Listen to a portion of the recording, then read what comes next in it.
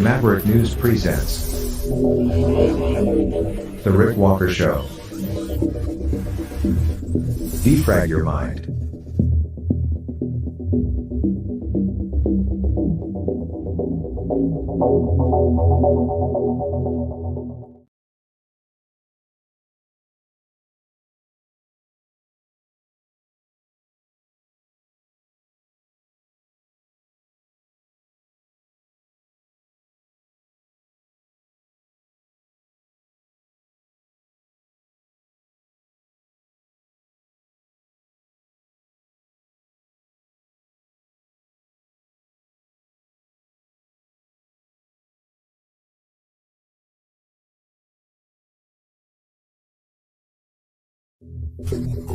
Maverick News presents The Rick Walker Show.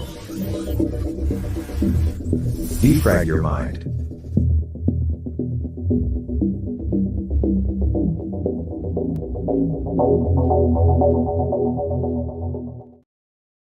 Good evening, Maverick family. I'm Rick Walker. Welcome back to the Maverick News Channel. A little bit of a rough start there to the show. Sorry about that. But we're here, and we're ready to bring you today's top stories. We're going to have a special guest join us tonight, Michael Bator. He's from Ontario, but he was out in British Columbia in the Kelowna area, and he escaped the wildfires there. He's a member of the People's Party of Canada, and he sent out a message today saying that he escaped basically just in time, got out just in time.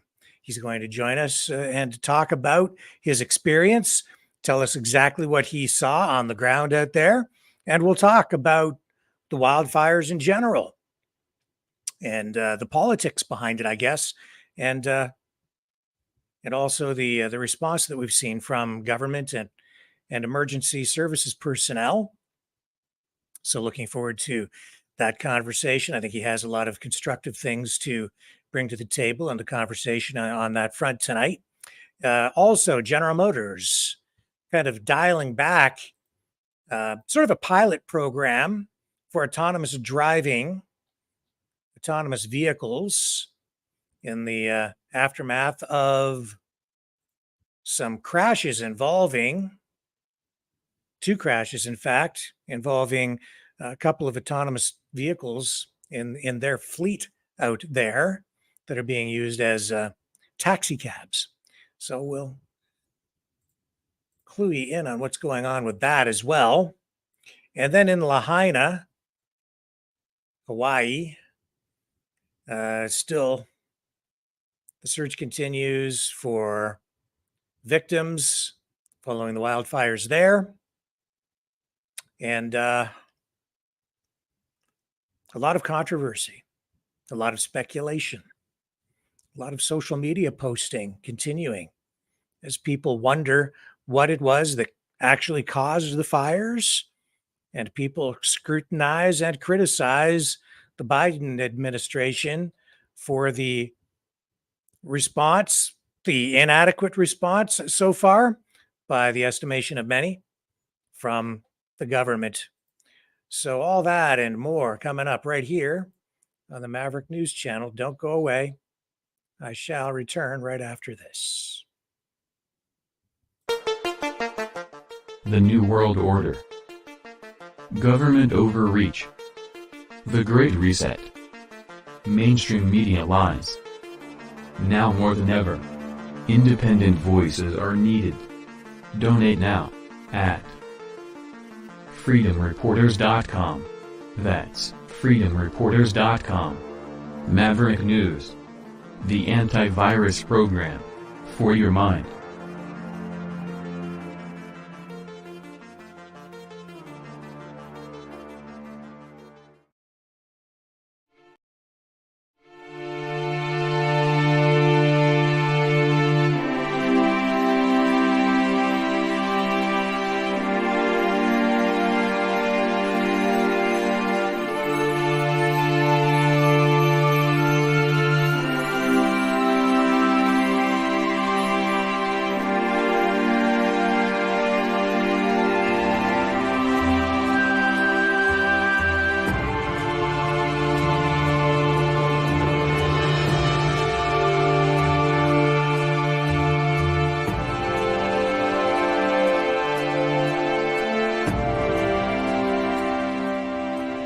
Maverick News.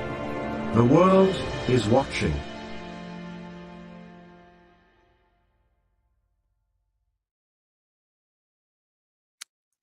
So the wildfire situation still critical. Out in British Columbia, the government is using extraordinary powers tonight.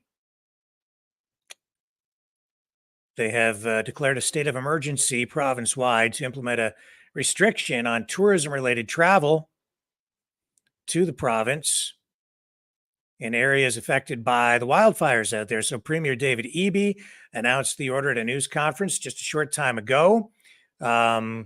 He says the order is intended to make sure that there is sufficient temporary accommodation available for people who are evacuating or are involved in fighting the wildfires out in BC. He says the current situation is, in his view, grim. Says there are about 35,000 people on evacuation order across the province, and another 30,000 are on evacuation alert. And they might need to leave at a moment's notice.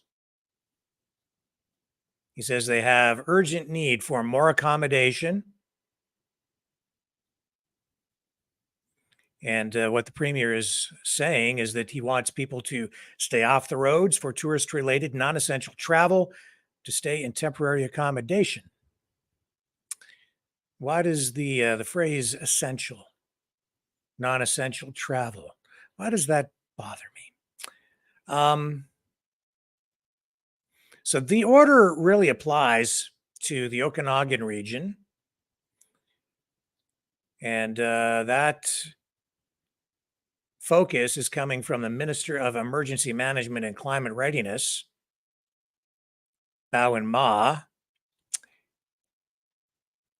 who says people, families, firefighters, and other frontline responders need a safe place to stay during their time in British Columbia fighting the fires. Ma says under the order, they are restricting travel to several communities for anyone planning on staying in temporary accommodation. So, travel restrictions. If you're out there as a tourist, I don't know what you're going to do if they catch you at a hotel.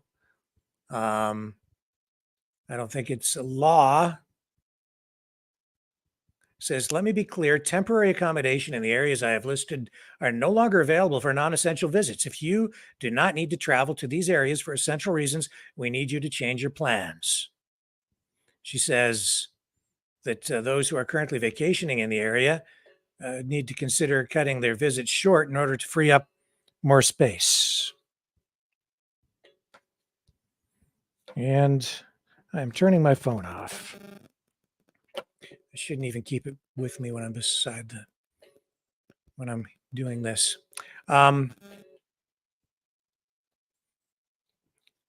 So there you go. They've declared this state of emergency. We have comments now from Mr. Eby, the Premier of British Columbia. Here we go. David Eby.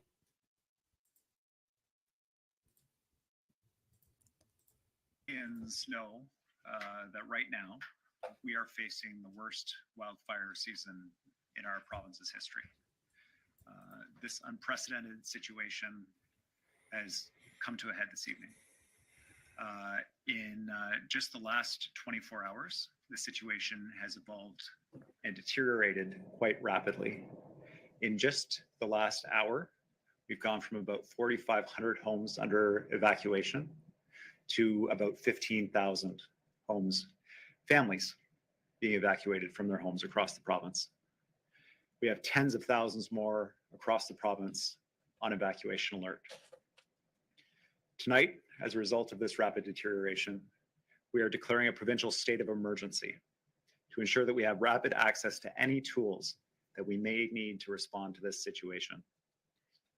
And these tools are necessary to support communities, to support families, and support those brave frontline workers who are battling the fires in our forests and in our communities. There are some steps that British Columbians can take to assist our brave firefighters and our brave first responders. We need British Columbians to stay alert, to be prepared for evacuation warnings and evacuation alerts. If you get an evacuation order, please leave. Spent the day speaking with community leaders, First Nations leadership across the province in affected areas. And one of their core messages is, please don't put firefighters at risk by staying in your home if you're under evacuation order. Please don't travel to affected areas. Only essential travel. We need roads clear for first responders, for emergency crews, for evacuees, and we need accommodation available as well. The situation is unpredictable right now, and there are certainly difficult days ahead. If there's a silver lining here, it's that we know that under stressful times, under difficult circumstances, British Columbians rise to the occasion. British Columbians are generous, compassionate, and resourceful, and we support each other, and we're going to keep doing that work. As a government, we're going to be here to support affected communities and families across the province, those parents who are comforting stressed out kids, those firefighters who are on the front lines, saving homes, saving communities, battling forest fires, those people wondering about what the future is going to look like in the next few days. The government will be there, and British Columbians across the province will be there for you. We can and we will get through this together. Thank you very much. Now I'd like to turn over to the Minister responsible, Bowen Law.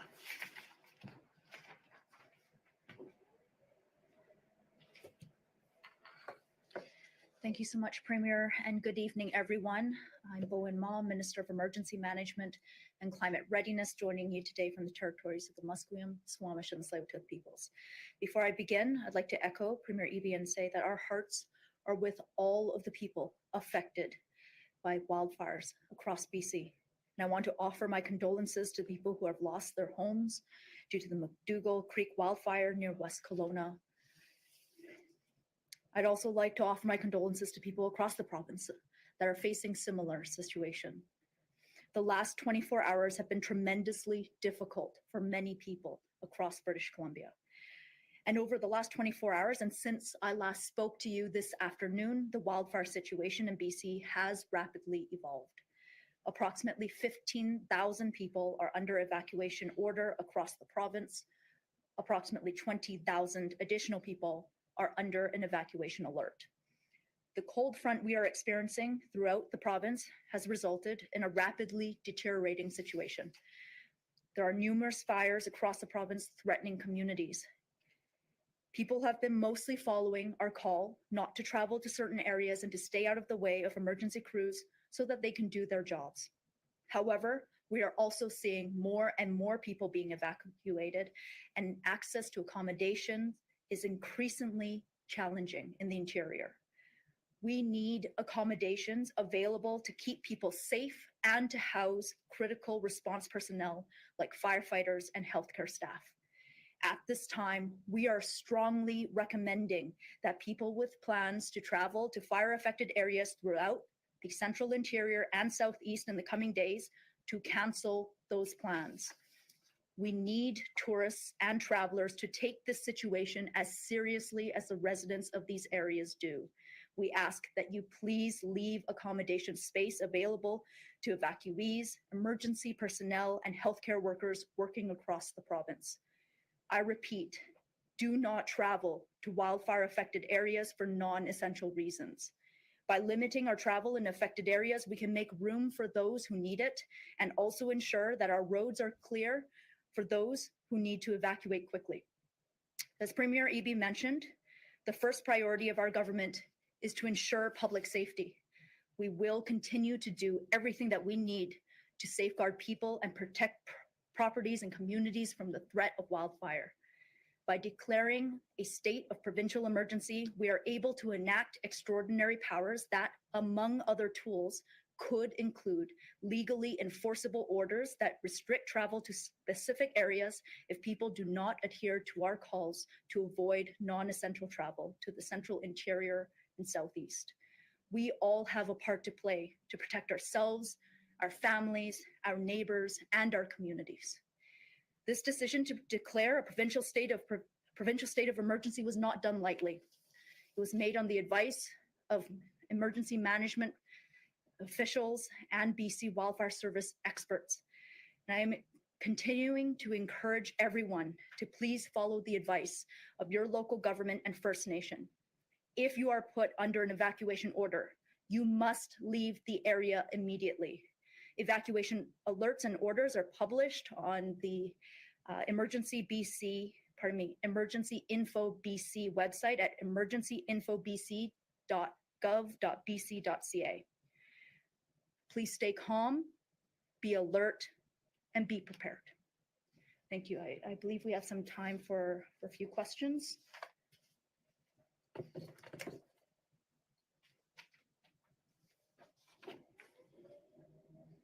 Thank you for joining us. For the reporters on the line, please press star one to queue. You'll be reminded to ask a question. We're going to start with Richard Sisman from Global News. You'll be able to take one question and one follow-up. Go ahead, Richard. Premier, why not use those powers of the state of emergency now and ban people from coming here to Kelowna in order to ensure that you have those rooms? And how worried should people in this community be, but also in other communities in British Columbia as we see these conditions deteriorate? The situation has deteriorated quite rapidly, and we're relying on the advice of the frontline officials that are on the ground right now in terms of the tools they need to get the job done. If they advise us that they need an order for essential transportation only in these regions, then Mr. Ma and her team and our government will not hesitate to issue those necessary orders. Right now, they want us to be prepared. They want us to have those tools ready for if we need them, because this is a rapidly changing situation. And Richard, I know you asked just one question, but I forgot the second half of your first question. How worried should people be right now, not just here in Kelowna, but in other parts of British Columbia? And that can be my follow-up. Well, I think what we're asking all British Columbians to do is to stay calm, to stay alert, to check in with media, to check in online about evacuation orders that may affect their area, to be fire smart, as we've been asking people to do all summer. This is an historic wildfire season for British Columbia, and we need people to do their part to make sure that our province comes through this as best as possible. If you have the ability to support somebody with storing an RV, with storing livestock in agricultural communities, if you're able to take in a friend or a neighbor that's under evacuation order to ease pressure on accommodation, please reach out and provide those offers to neighbors. This is the resourcefulness, the resilience, and the compassion of British Columbians that's going to get us through this. And I'll turn it maybe over to Minister Ma for anything she might add to requests of British Columbians.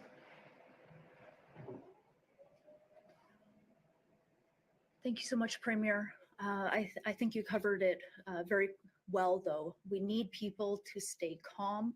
We need people to be alert and to be prepared.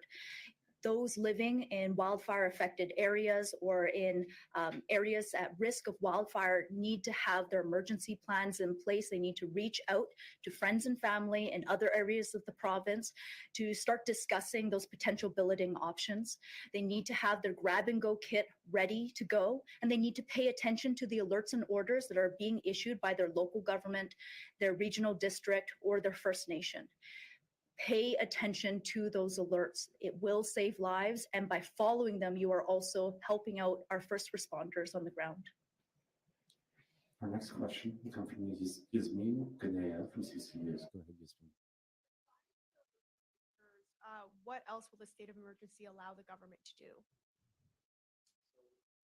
do? From a high level, the state of emergency declaration does a couple things. First of all, obviously, it communicates to people across the province the seriousness of the deteriorating situation that we're facing.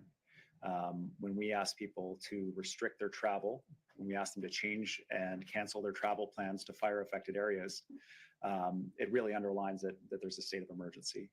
It enables a number of legal tools for us to issue specific orders and to ensure that resources are available. It might be accommodation. It might be fire services.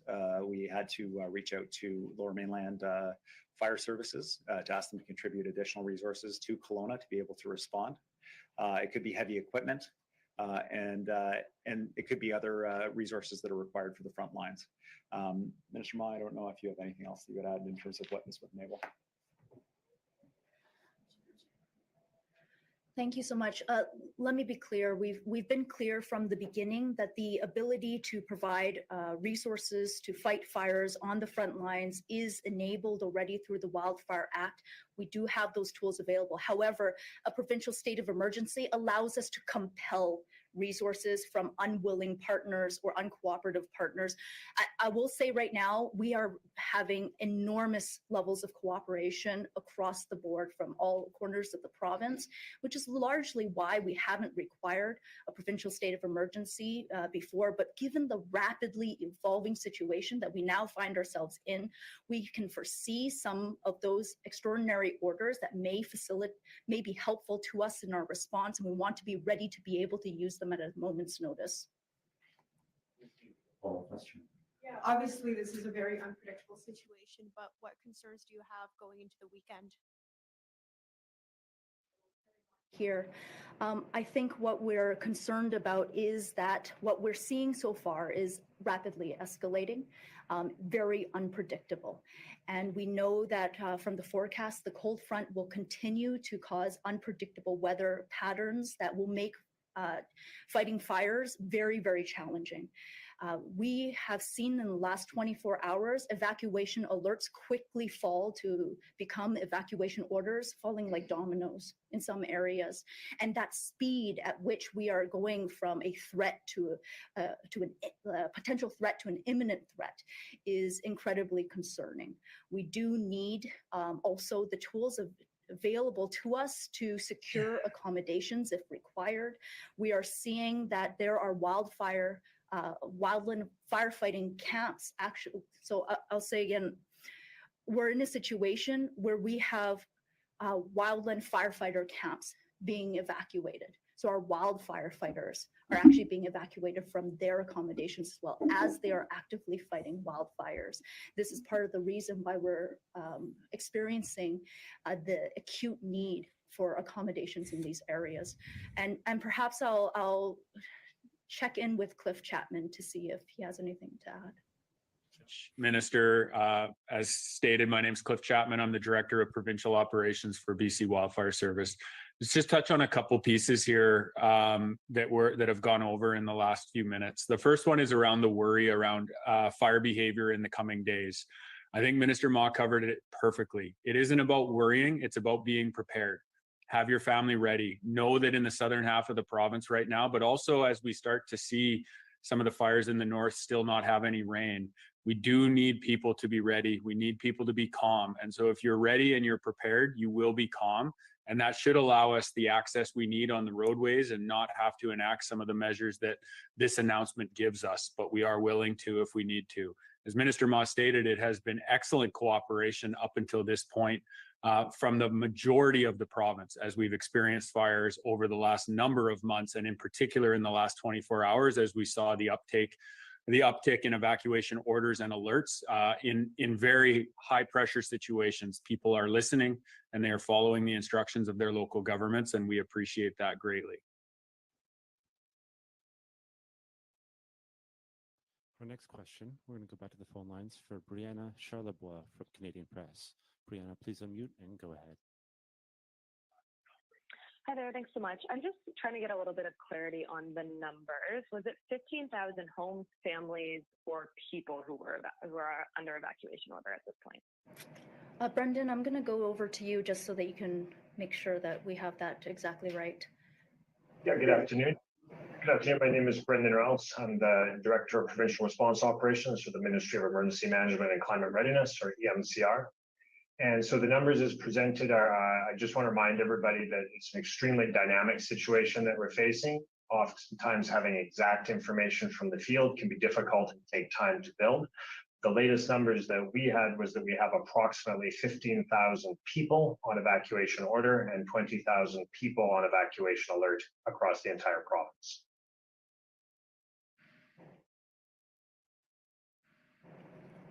Brianna, do you have a follow-up question? Yeah, I guess what is in the immediate aftermath, like what are you hoping to get? Would that be help from other provinces and more international help? What is sort of the hope in the immediate future? Thanks. So we have been extremely grateful for the out-of-province support that we've already received and continue to receive, not only from the federal government and other provinces in the country, but international wildland firefighting resources that have joined us here in this province against our fight against a very challenging wildfire season. We continue to assess our resource needs from that place, and I'll make sure that Mr. Ralston has a chance to speak to some of those assessments if you have anything to add there. But in the immediate future, what we want from this particular announcement today is first to communicate that we are at a high state level of readiness with the provincial state of emergency, that it is possible that additional legally enforceable orders that are related to travel restrictions may come into place, and we need people to make the choice now to stay at home and avoid those areas in the central interior and the southeast. Did you have anything to add? Thank you very much. The BC Wildfire Service, the CEO, Ian Meyer, has told me that the ongoing assessment is continuous, and there's an effort right now to gather the resources that will be necessary to fight the fires throughout the province, but particularly in the central Okanagan. That assessment process is a very dynamic one, and will be updated very quickly. If additional resources are needed, then they will be asked for, requisitioned, and deployed. I don't know, Cliff Chapman may have further details on where the status of those requests is at the present time. Ralston. And so what I can confirm is that we have a request in through the Canadian Interagency Forest Fire Center. We have had one of those requests answered, so we are looking to secure 16 highly trained, highly certified individual resources. So 16 coming from Australia, likely to show up next week. We're also have a request in for an additional 200 firefighting resources. Couple points of clarity. We did not need this declaration to have full access to international and national resources. As we've seen for the last 3 months during this very challenging fire season, we have had the ability to request these resources, and we have been requesting these resources day over day and week over week. And obviously at this point in time, and I mentioned on the briefing yesterday, between BC and Northwest Territories, we are the two agencies in Canada that are at the highest preparedness level given our response needs. And so really the resources are generally being divided between Northwest Territories and BC to support both of our fire efforts over the coming weeks.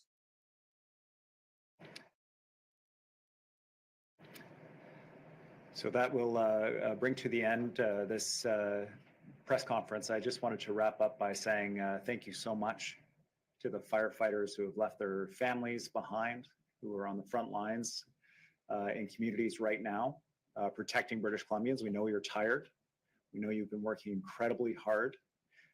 We know you're putting yourself at risk to do this critically important work for British Columbians. We are so grateful for all that you do for us and all that we're going to ask you to do over the next few days. On behalf of all British Columbians, I want to say how much it means to us that you're out there and you have our full support. Thank you very much, everybody. I got to tell you, Minister Ma doesn't seem calm. There she is telling everyone to remain calm, but she seemed like totally stressed. Maybe she was making me feel jittery and nervous just watching her. She's under heavy duty pressure, you can tell. And it doesn't look to me like I mean, she got through it and didn't stumble or anything, but you could just sense the tension in her voice. And it is a very serious situation. I can certainly understand why she's like that, but it didn't instill a high level of confidence in me when I see a public official standing up there really rigid and just super intense and trying to remain calm, but obviously she's not. And I get it, man. It's a really serious situation. And that's because, people are being, homes are being destroyed. People are being evacuated. Lives are in danger. And I know that in some places, firefighters have been placed, in the path of danger because they have actually ended up kind of behind lines again, trying to get people to leave long after they were asked to leave, and they didn't do it. So there's some of that going on too. You would think that people would leave when they're warned, especially after what we've seen happen in Hawaii with all those people who have died. That's honestly, folks, why at the beginning of this wildfire season, I took exception to a lot of posts that I saw on social media from some people within the freedom movement who, because of their love of freedom, were inclined to simply not trust the government, not trust emergency services personnel, not trust the firefighters, don't trust the cops, don't trust the government. And they were encouraging people to do, an end run around roadblocks and go in behind the cops, get around them, and just go in and fight the fires on their own. And I said, no, not smart. Don't go in there. And we've seen some incidents in Canada where people have been, there was an incident out in, I think it was Alberta, where the guy got stuck in the mud, got caught behind, got trapped in an area where he got encircled by fire. They had to airlift him out. There have been some people who were stubborn and wouldn't leave their homes out west. And then tonight, what's the situation in the Northwest Territories? Well, I'll get you the latest here in my notes. So we know that the travel restrictions are now in place in British Columbia.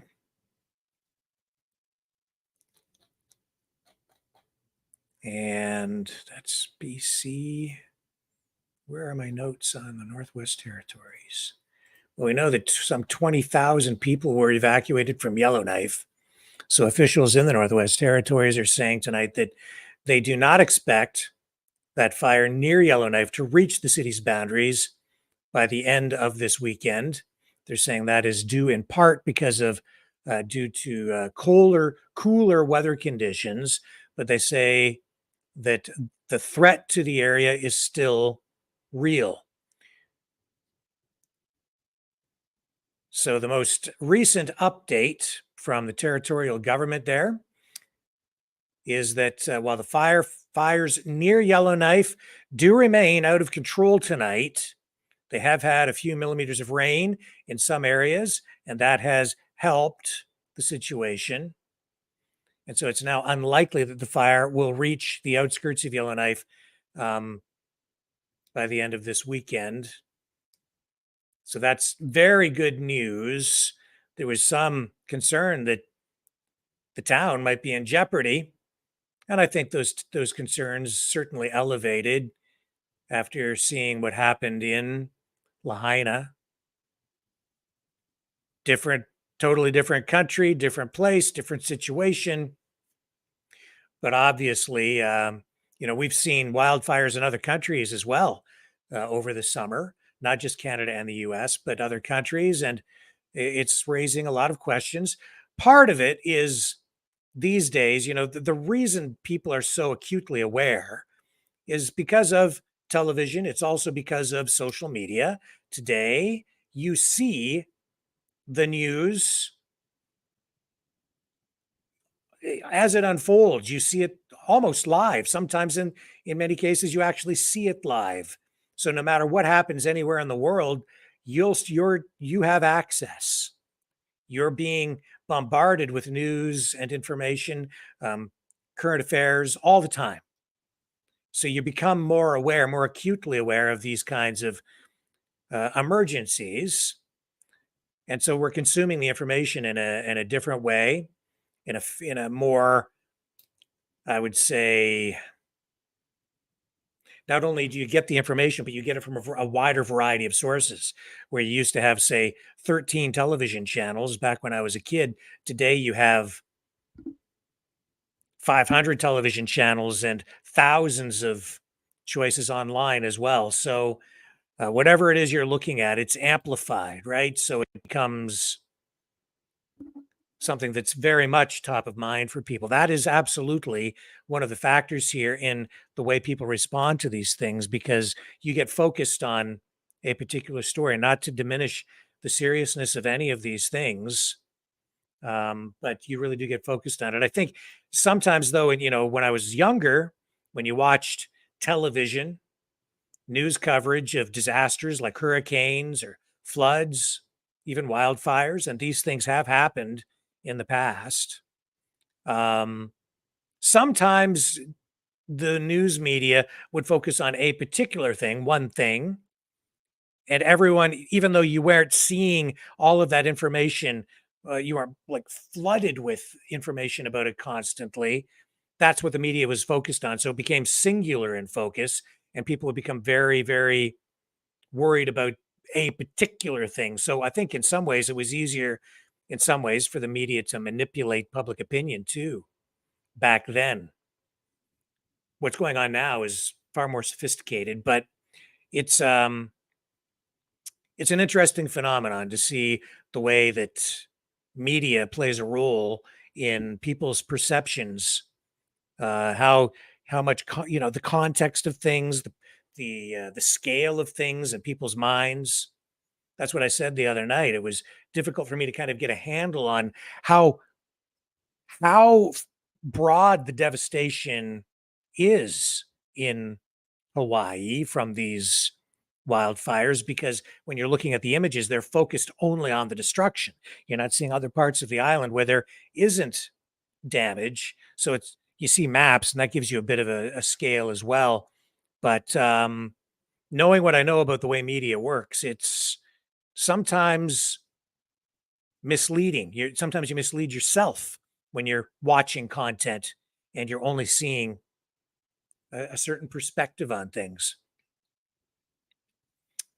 That's why when I would always shoot a news story, I would make an effort to shoot wide shots of things, medium shots, and then close-ups to give people a full perspective, because you can make things look different just from how much you zoom in on subject matter. So it's important to give people that accurate, the variety of perspectives, so they get the broader picture. More information equals better information, and I think that's very important. That's why tonight, too, people are upset in Lahaina, because there's still some question about how broad the damage is, how many people are actually missing, how many children might be still missing as a result of these wildfires. So some people very upset because the public officials have not been entirely clear on that point. Now, it isn't clear to me whether they have the information and just don't want to share it, or if they're trying to be accurate. But here's the mayor of Maui, Richard Bison. I'm not sure how you pronounce his name, but here he is. Let's listen to this. This is pretty emotional. I don't know. Yes, you do. How many children are missing? You know. I knew the answer to that. I'd be happy to answer that. You have no estimate as to how many children are missing? I guess Nothing? we can end this right now if you guys want.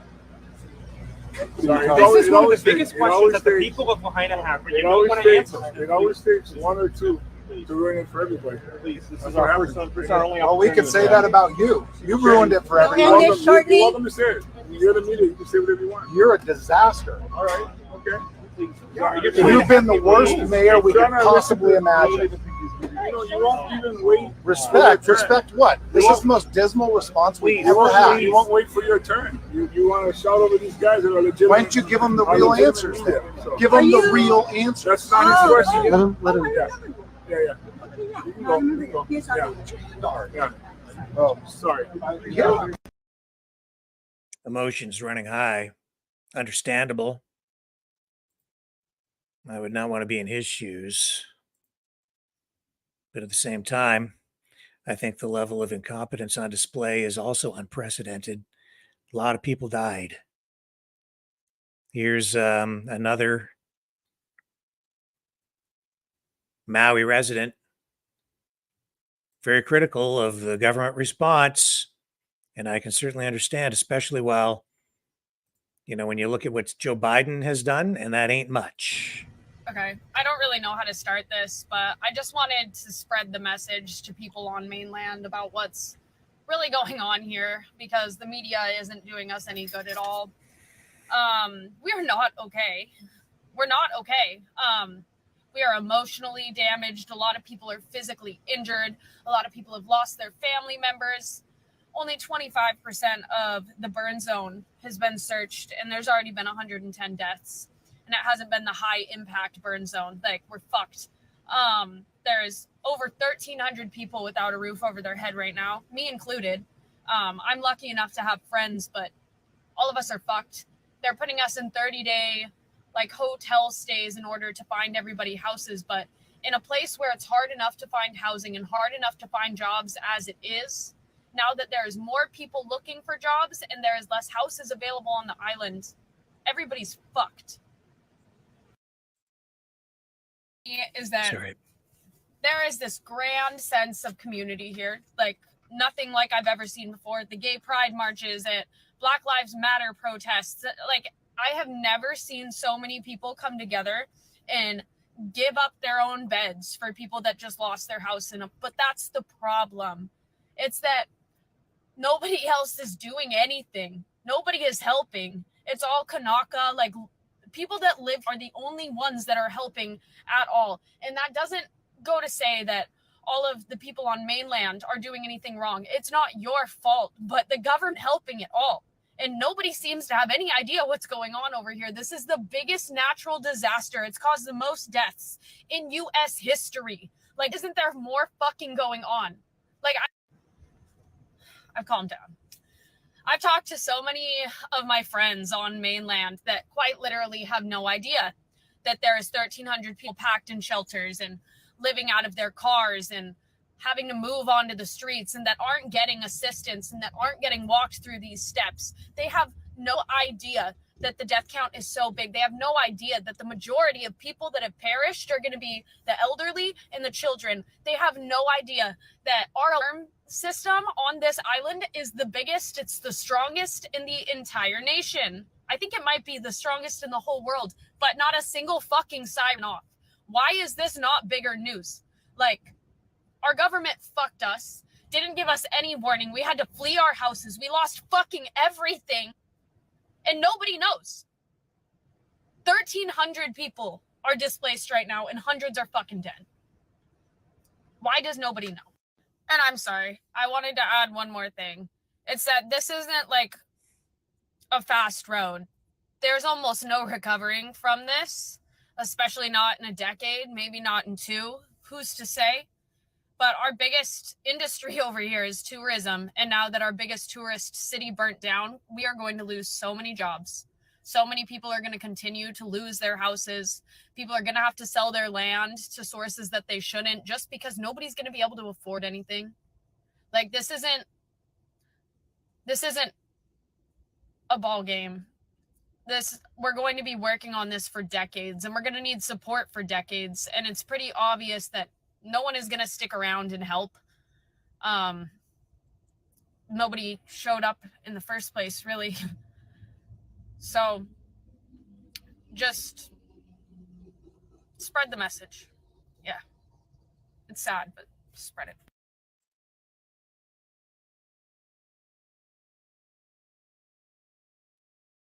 People will help. People are coming. Maybe not Joe Biden, but people are going to help. Man, that one got me.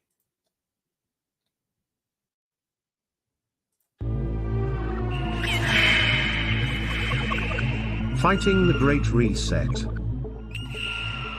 by leading the Great Resistance.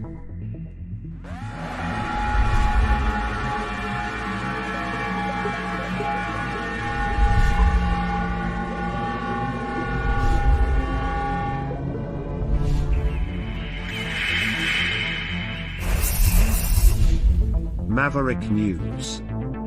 The antivirus programs for your mind.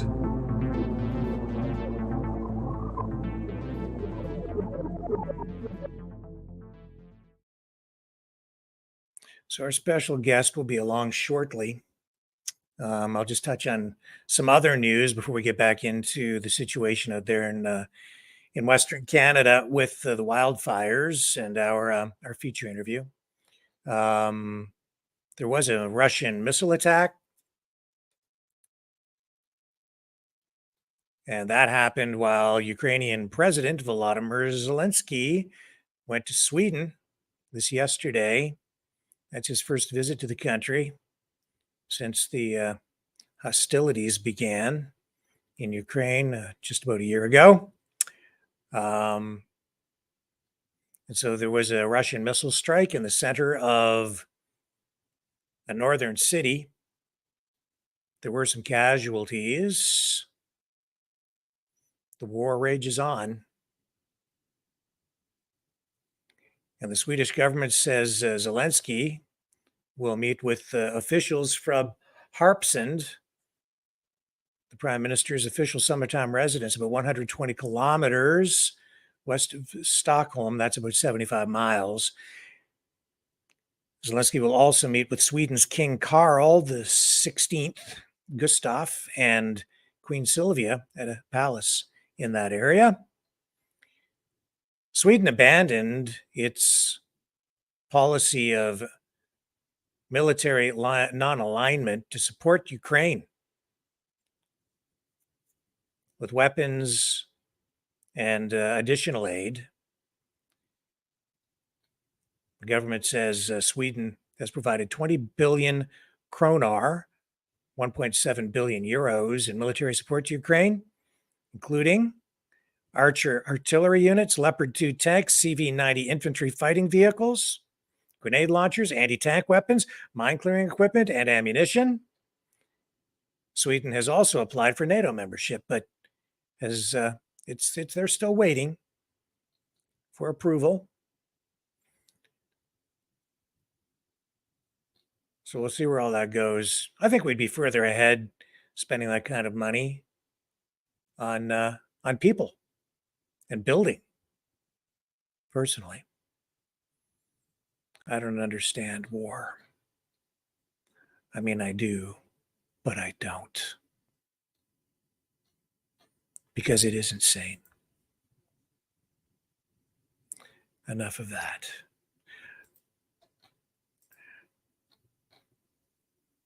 Have you guys been, have you seen these self-driving cars? Have you ever been in one? Is anyone in the chat ever been in a self-driving car? Autonomous cars? I've never been in a self-driving car. I've driven cars that are semi-autonomous. Even those are kind of impressive, the technology, like the lane keep assist and stuff. Anybody ever been in a self-driving car? Well, General Motors is dialing back a pilot program. I've got my notes here. Where'd we go? Right there.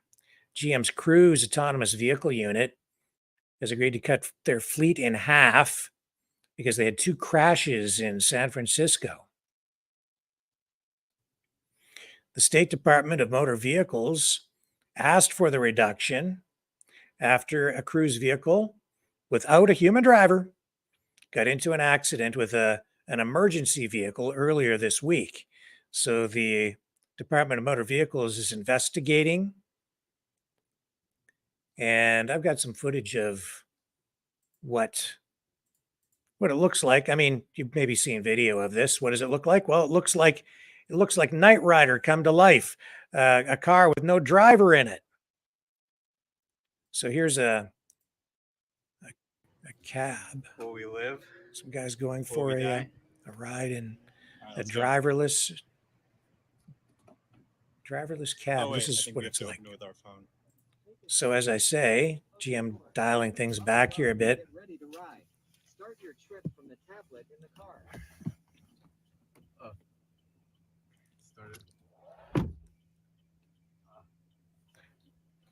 So I don't know. I'm not sure exactly what they achieved by just cutting things back by 50%, cutting their fleet of vehicles involved in this pilot program. All right, Omar, you ready?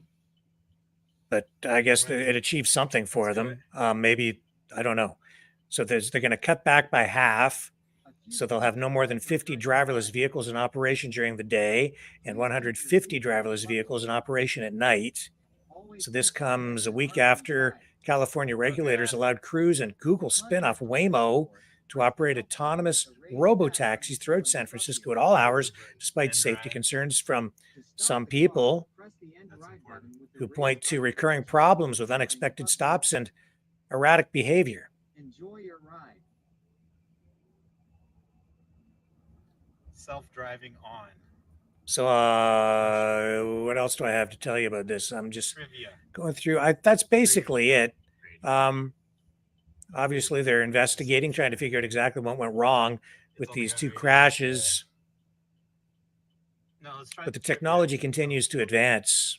10 questions about music. And as artificial intelligence comes online and they combine AI with these autonomous driving, music festival takes place in Golden Gate Park. these autonomous vehicles, it's going to reshape our society. That's why these car companies, folks, no longer call themselves automobile companies or automobile manufacturers. They call themselves mobility companies.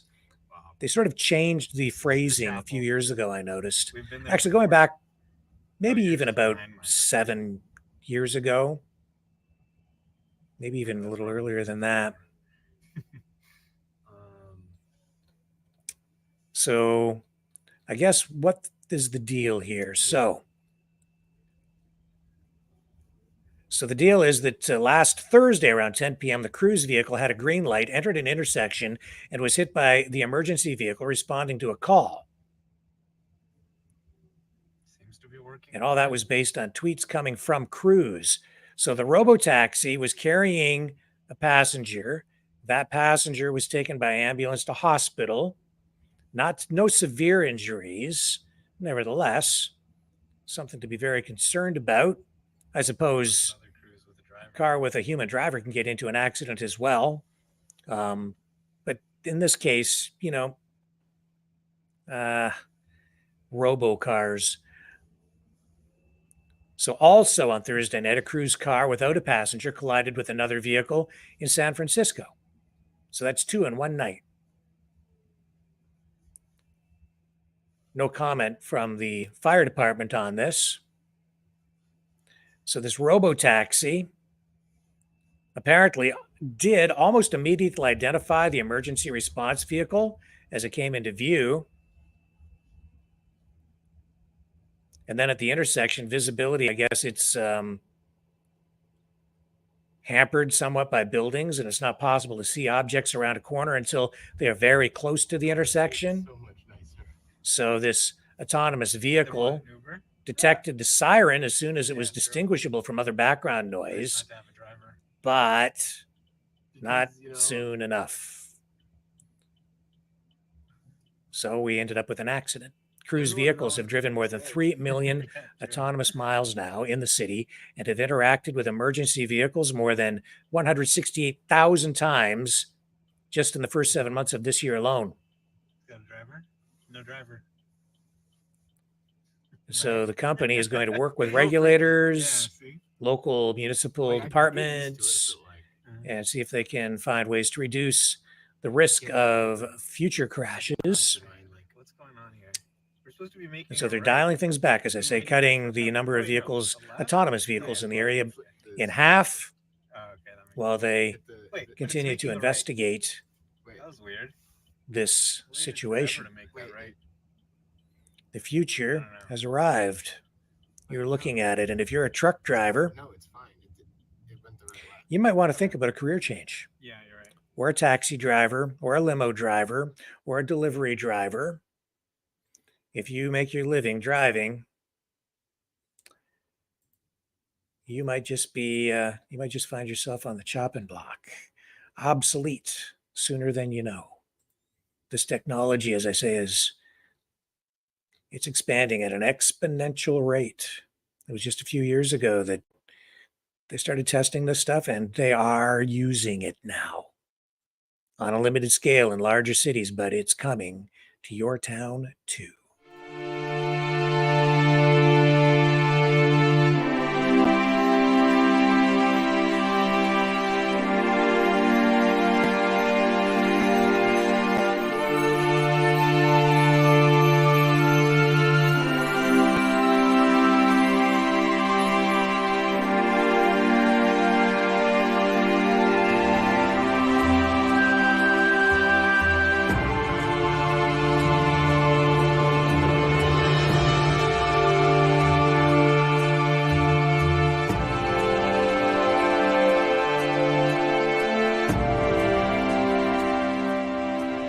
Maverick News. The world is watching.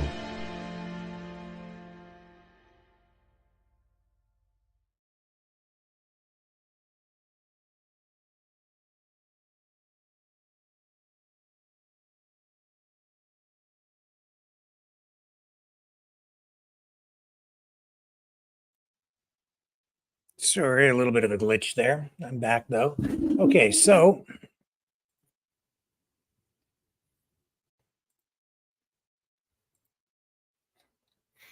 let me see what else I have for you here tonight, folks.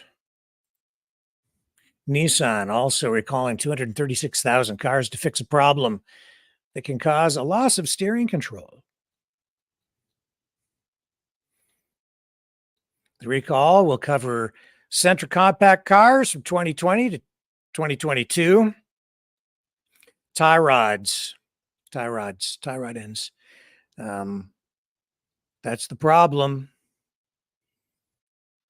Nissan says that documents posted by the National Highway Traffic Safety Administration, these documents say if the tie rods become bent, they can break and affect the steering, increasing the risk of a crash. So if your steering wheel is off center or you feel vibration, dealers will inspect and replace any bent or broken tie rod ends. Excuse me. And they're coming up with some sort of new design that will replace the tie rod ends on both sides. No cost. It's a precautionary thing. I think it sounds more serious than it really is. Nevertheless, safety first. If you have one of those vehicles, you might want to check with your dealer or the company and get your vehicle looked at, because they will take care of that at no cost to you. Hurricane Hillary, another disaster. It's brewing out there. Oh, and I should also show you, Biden. Here he is right here on vacation. Still has not been to Maui. But tonight, taking another vacation, landing in Nevada. Isn't that fantastic? Nice work if you can get it. There he is. Presidente Biden. And another vacation in Nevada. Goes on a lot of vacations, that guy. I don't know, man.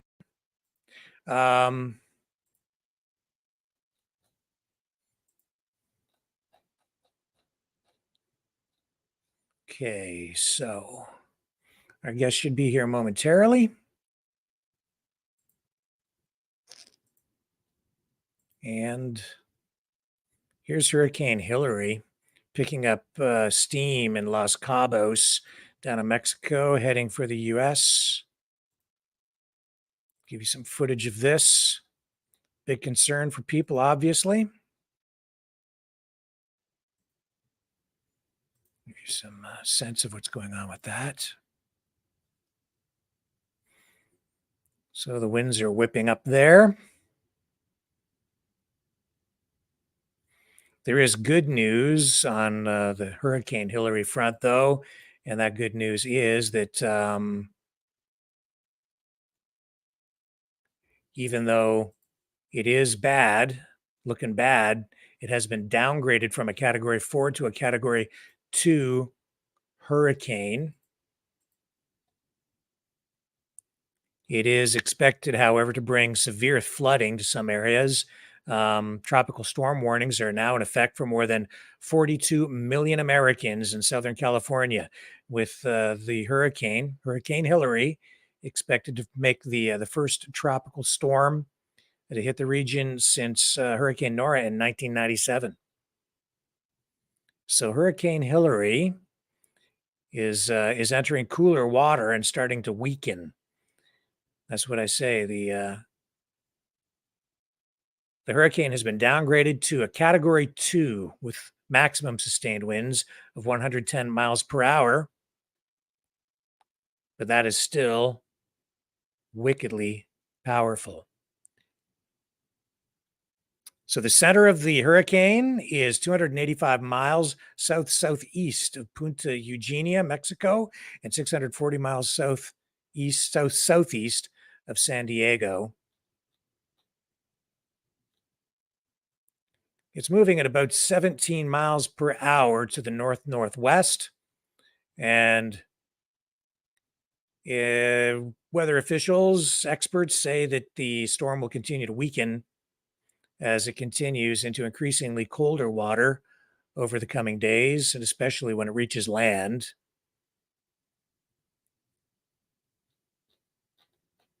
And yes, flooding is expected in many areas when it does finally make landfall. So everybody kind of keeping a close eye on that. Here's more footage of Hurricane Hillary in Mexico.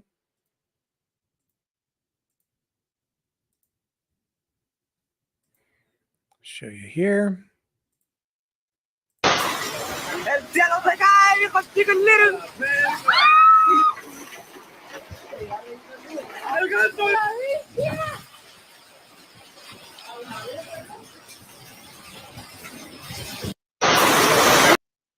Wow. Very strong. But some people still keeping a sense of humor through it all. And I knew this was going to happen. It was inevitable, right? It was this had to happen. It just had to. Come on, you know what I'm talking about. Here she is. Here she is. Oh my goodness. Hurricane Hillary. Yeah, you know what I'm talking about. Here she is. She's going to turn and face you, and you'll recognize this lady. 14 miles per hour, and forecasters say it will weaken again as it tracks parallel with the Baja Peninsula. Of course. 14 miles per hour, and forecasters say it will weaken again as it tracks parallel with the Baja Peninsula. 14 miles per hour, and forecasters say it will weaken again as it tracks parallel with the Baja Peninsula. Yeah, Hillary Clinton. Somebody, I wonder if anybody even thought about that when they named the hurricane. Do you think?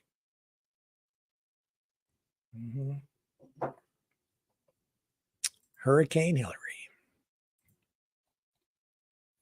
So we're just waiting on Michael Bator. He's the Burlington candidate of record for the People's Party of Canada. And as we told you, so he says he's going to be here to join us on the program shortly. And he'll be sharing his personal experience getting away from the wildfire out in Kelowna. And we'll have a deeper discussion with him on this issue as well. So looking forward to the conversation with him. Hopefully he'll be here shortly. He's a little bit late, but I'll take a little break here and just send him a message and make sure if he's still coming along and will join us. He might be having a little trouble getting into the studio. Leave it with me. I'll be right back. Hello, world. Are you awake?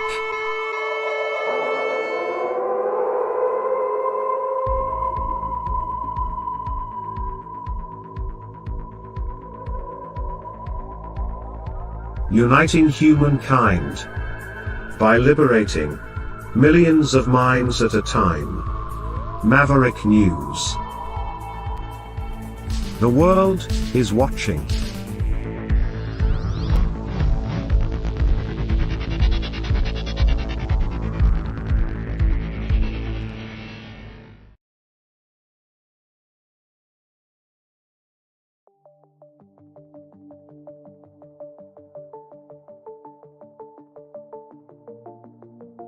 Greetings, brave Mavericks. Our quest for truth continues. We go beyond fake news. Together we expose propaganda. Together we pull others out of rabbit holes. We are maverick thinkers. We are all unique individuals. Defenders of individual rights and freedoms. Credible. Trusted. Grounded in reality. Maverick News. Maverick News. Defending free speech. Free speech. Donate at freedomreporters.com. Do it now. Tomorrow may be too late. Maverick News. The world is watching.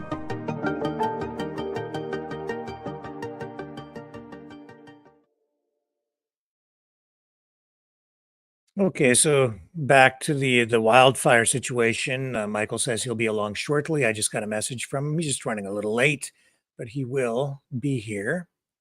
So grateful for that. A Maui resident is calling out Joe Biden for ignoring Lahaina, in the aftermath and, well, it's still ongoing this ongoing wildfire crisis. I hate to play a clip off CNN, but this is also heartbreaking and true. So let's listen to what this lady has to say. And it's really, and right now the Maui community is helping the Maui community. And it's really affected me because where's the president? He decides to come here this week, to come here next week. I mean, like, where aren't we Americans too? Like, we're part of the United States, but why are we getting put in the back pocket? Why are we being ignored? And Yeah, and if you go back and you look at the history of Hawaii and the way that it became part of the United States, I mean, it's kind of a sad story. And the people who live in Hawaii, the native Hawaiians, I think over time, or through history, they've largely been, not treated well, not treated properly. And right now they need help more than ever. So come on, Joe, step up. It's time. Do your job. That's what being president really should be all about. China has launched military drills around Taiwan. Why? Well, because of what the U.S. is doing in the area.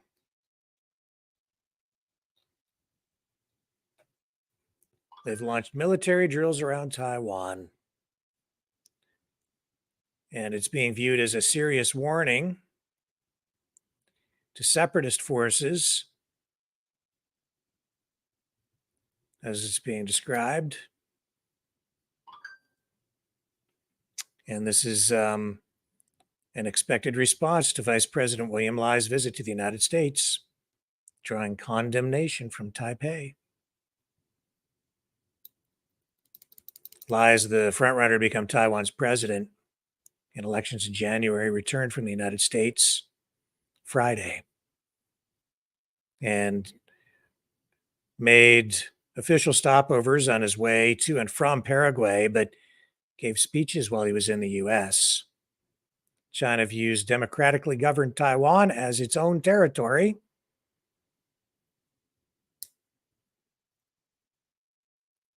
It's Taiwan. The United States, I think that, again, the stance they're taking on the situation in Taiwan is inflammatory.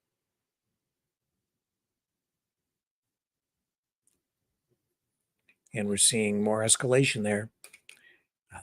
Seems like the U.S. wants a war, but can't afford it. Not financially. I don't think the U.S. can afford it, and I don't think they have the resources to sustain it. It looks to me like the U.S. and NATO are struggling to just deal with what they're dealing with in Ukraine. And, when you're the biggest military and you have as many military bases around the world as the United States does, it can be difficult to maintain your grasp on power. You know what I'm saying? The bigger you are, the more you have to control, the more you have, the more difficult it becomes to manage all of that, and the more costly. So China, again, kind of ramping things up there, escalating things. Things are not looking good. And again, let's take a little break here, and I'll just check on a couple of things while we wait for our guest to arrive. Should be here just about any minute now. Don't go away. I'll be right back.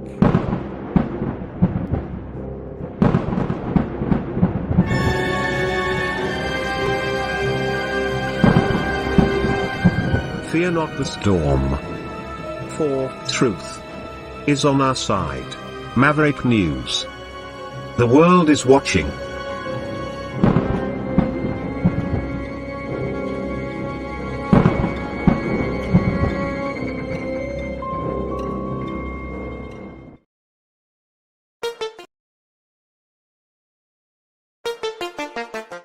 The New World Order. Government overreach. The Great Reset. Mainstream media lies. Now more than ever, independent voices are needed. Donate now at freedomreporters.com. That's freedomreporters.com. Maverick News. The antivirus program for your mind.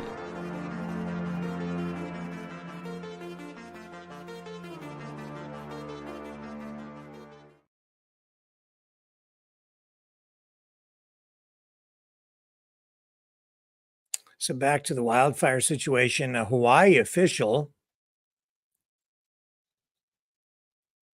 who has expressed concern in the past with equity, delayed releasing water for more than 5 hours as wildfires raged, according to a new report.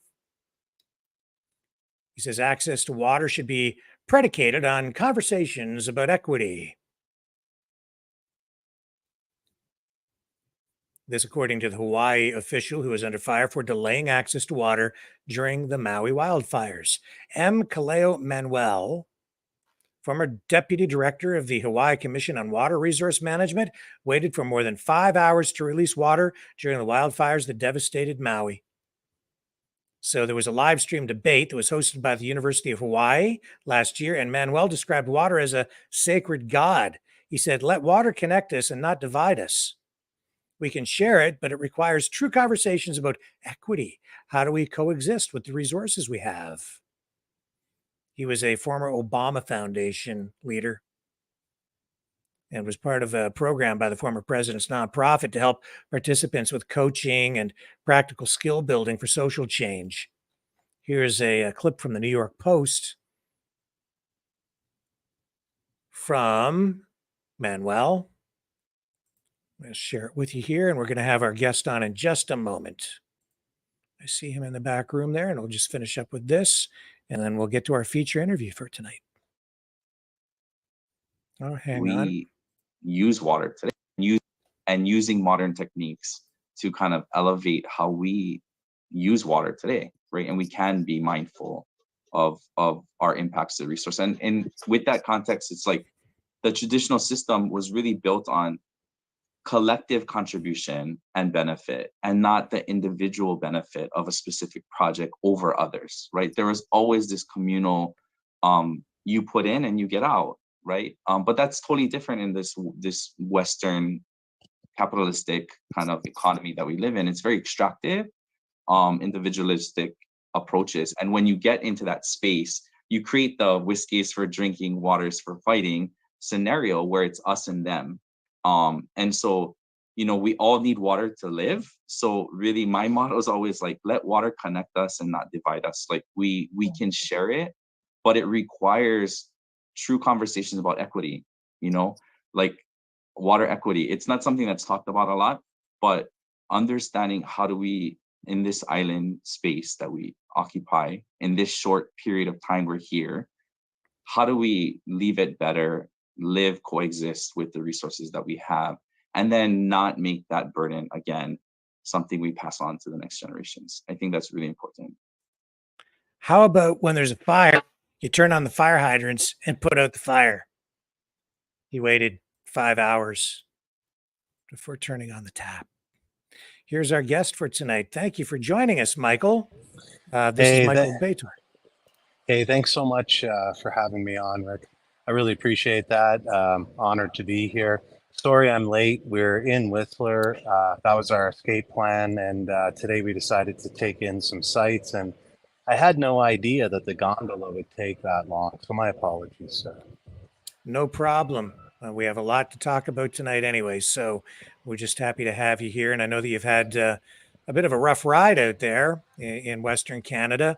Can you tell us what happened? You were up near Kelowna and well, the wildfires you had to get out. Well, the thing was, we started out in Calgary. Just to give you the background, we started out in Oakville, Ontario, went up north, cutting across, and went to a bunch of great places. And then from Calgary is when the adventure started. So our next stop was Kelowna. Well, it's Okanagan Lake Resort. It's on the lake just west of Kelowna. So, a couple 15, 20 minutes. I kind of noticed plumes of smoke or puffs of smoke as we were driving towards it, but it looked pretty far away, right? Everything was far away. Everything looked cool. I kind of kidded with her that I think we're going towards the fire, and we kind of laughed it off. We got in it later because it was a bit of a drive. And we just finished dinner. So probably about an hour in to arriving, maybe 9 o'clock, 9:30, the sun had gone down. We had arrived at sunset. All of a sudden the flames were on the top of the mountain. So we're halfway down the mountain where the road is. And then you go down to the beach. So, we were on the middle there and all the houses are like villas on the mountain. We got the knock at the door and we're like, whoa, it kind of, who knows we're here. So it kind of startled us a little bit. And the owner of the property was warning us that, hey, there's an evacuation order out there. You guys got to get out of here. And I'm like, wow, okay. So my dad taught me a long time ago. It's not my first evacuation. I was evacuated in Mississauga, I think 1977 or something like that. Mavis, we had the chlorine thing, derailment. My dad was just really calm. We'd stayed in, then they said, oh, now you got to evacuate. We were listening. We just packed up some clothes and went. So having that experience from my father, I did the same thing. We just said, okay, let's, take the food out of the fridge. I'll start being a pack mule, double check, had a full tank of gas because my dad said always keep a half tank whenever you stop somewhere. And then I just said, hey, let's go to Whistler.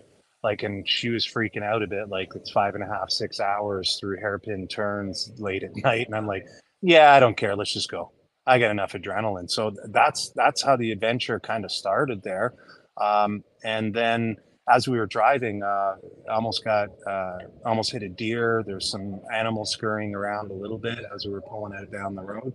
Not like, those movies you see where they're all freaking out going, but, I definitely had to pay attention. And then you could see the ashes. That's what freaked me out. When we drove in, there was nothing. You just came in, you saw a bunch of smoke and it looked like a million miles away. And then all of a sudden driving out, we saw ashes. I'm like, I think those are ashes because I'm not getting any bug splats. And then we hit another road stop. And then about 15 minutes up the road again, now they're moving people again. And it just kept moving and moving and moving up the road for the evacuation. So that's the story coming out of there. Any other questions about that? Yeah, well, how fast was the fire moving? Do you have any indication? Is it? I guess Well- it's the wind that carries it, right? Well, yeah. So in hindsight, because once we got settled, I was able to talk to some of my buddies. I was supposed to visit one of my buddies here. I'm a PPC guy and he's a CPC guy, and we like to chirp each other on Twitter sometimes, eh? So we were going to hang out a bit, have a beer, and do it in person, and a couple other people. But we had to split, so I hopped on a space the next morning to see what was going on, and he told me that some wind thing the wind just picked up, changed direction, and he was there in 2003 when he lost his house in 2003, and he said that this was really, really fast. The fires in the last 20 years in the Okanagan Valley have traditionally been, not as big, or they're very slow moving, and it was very unusual, he said, for a fire to move that fast, go down a mountain, and hop a lake. Some people are speculating, because of what happened in Maui, what's happening up in Northwest Territories. They're speculating different things are happening. We do know that the fires in Quebec and Alberta during the by-election, we know there was so many arsonists caught. So, I wouldn't rule anything out, but at this particular time, personally, I wasn't able to see anything. Like I said, it looked normal, except this fire was miles and miles and miles away. And then all of a sudden it's on the top of the mountain, just where we drove. Literally we're pulling out. I posted the picture. it's like just right there, like within an hour. So it was kind of scary that way, but there's no time really to be scared. They tell you to leave, you pack up, you make sure you get out. And I'm really happy that my dad taught me those skills and making sure I had the gas in the tank, and so that I could make it to Whistler. Yeah. So was there a lot of traffic? Was it difficult to navigate through that? Well, I think that we got out in time because we didn't unpack our bags. So the only thing we really unpacked was, you know, yeah, we made sausages and put eggs and milk in the fridge, stuff like that, because we knew that it was, like more of a cottagey villa type thing where we could cook. So that's all we really had to pack up. And then the other thing was going up and down the hill with all the bags. And so I think we got out a bit earlier. There was a gentleman, 91 years old. His grandson came down and flying down the road, and they had closed it, but he went flying through the road and just said, "Look, I got to go get my granddad." He got down there, and it's really unfortunate. I'm so sad for him because that was their home where he lived with his wife, who passed away last year. And one of the ladies reached out on Twitter to tell me about the story because it was happening right behind me. He was the guy behind me. I'm number 12, and he's like 6 up the hill a bit more. And they lost all of the memorabilia for their mother, like, their little drawings, the things that you drew or they kept when you were a kid. And so I'm really sad for the people there that have lost their homes and things like that. It really was sad.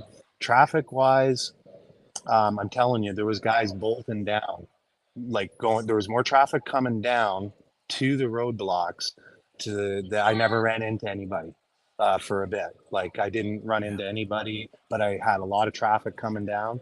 And one of the guys at the stops, because I said, "Hey, we're going north. Like, should we know anything?" And he just said, "Well, the road's closed and we're going to be closing it up more, even it's moving really fast, son. So just keep going." And then he had told me about the cars that went through the stop. And so a lot of people were going to get their kids, their family, their elderly parents. I don't know how the roadblocks work that way. I was going the other way, but I was informed by one of the roadblocks that people were jumping it to try to get back. So you,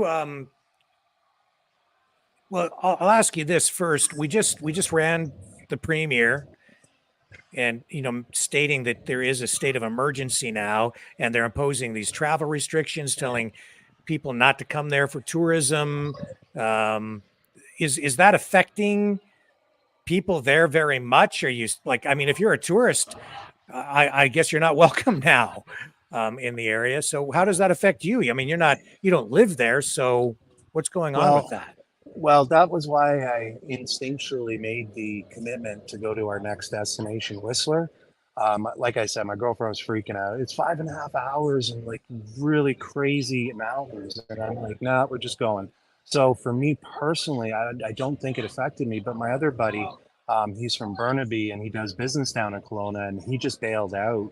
I would imagine, judging by the destruction that I saw, like I didn't really hit me till the next day, right? Like, cause you're in fire mode, right? My dad told me, hey, there's a fire, and then he applied the metaphor to, an exam or, 2 out in the 9th inning and the winning run on second. Like he was trying to explain to me how his job was to focus, right?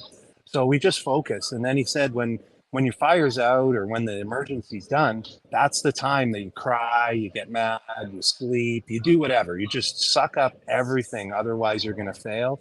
So that was the mentality I had. I was just like super adrenaline, super awake, super freaked out with 10-kilometer-an-hour turns that you literally slam your brakes on to go around.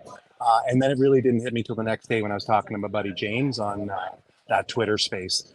Somebody had sent me a picture of our resort. James went, "Oh my God, that's like, he's been there for years. It's iconic. Everybody knows the Okanagan Lake Resort." And to think that I was just there and now it's burnt down, like literally hours later. And then I got a picture from a gentleman on Twitter who was on a boat on the other side. It was just, you could just see my place in flames, like number 12. We were the guy hidden by the tree and it was just burning. Like, it's really sad, really sad. And to think that, like, what if that guy hadn't have warned us? What if the system failed like it did in Maui? What if, we fell asleep and didn't hear it, or that guy didn't care, right? Like if we'd fallen asleep, we probably wouldn't be here now. We would have got smoke inhalation and just been fried. So I'm really thankful to the people that were monitoring the situation. I'm thankful to the property owner for doing that. And my heart goes out to the people. And it's such a beautiful resort and such a rich history. To have that all taken away, I mean, it just makes you feel like crying. You really feel for them, especially the story the one lady told me about her dad living there and losing all the mementos from it. Yeah, and I in the email that you sent out today to the people on your mailing list for your PPC campaign and your friends, you talked a little bit about the possible causes of this. And when I'm on social media, I'm seeing on the one hand the mainstream media, some activists saying it's climate change that's causing all of this, and on the other side, I see people saying no, it's the Klingons and a death ray from above. But I was glad to see a voice of reason come from you. I think you kind of you found the middle ground there, and maybe I can just get you to comment and give me your thoughts with regard to all of that.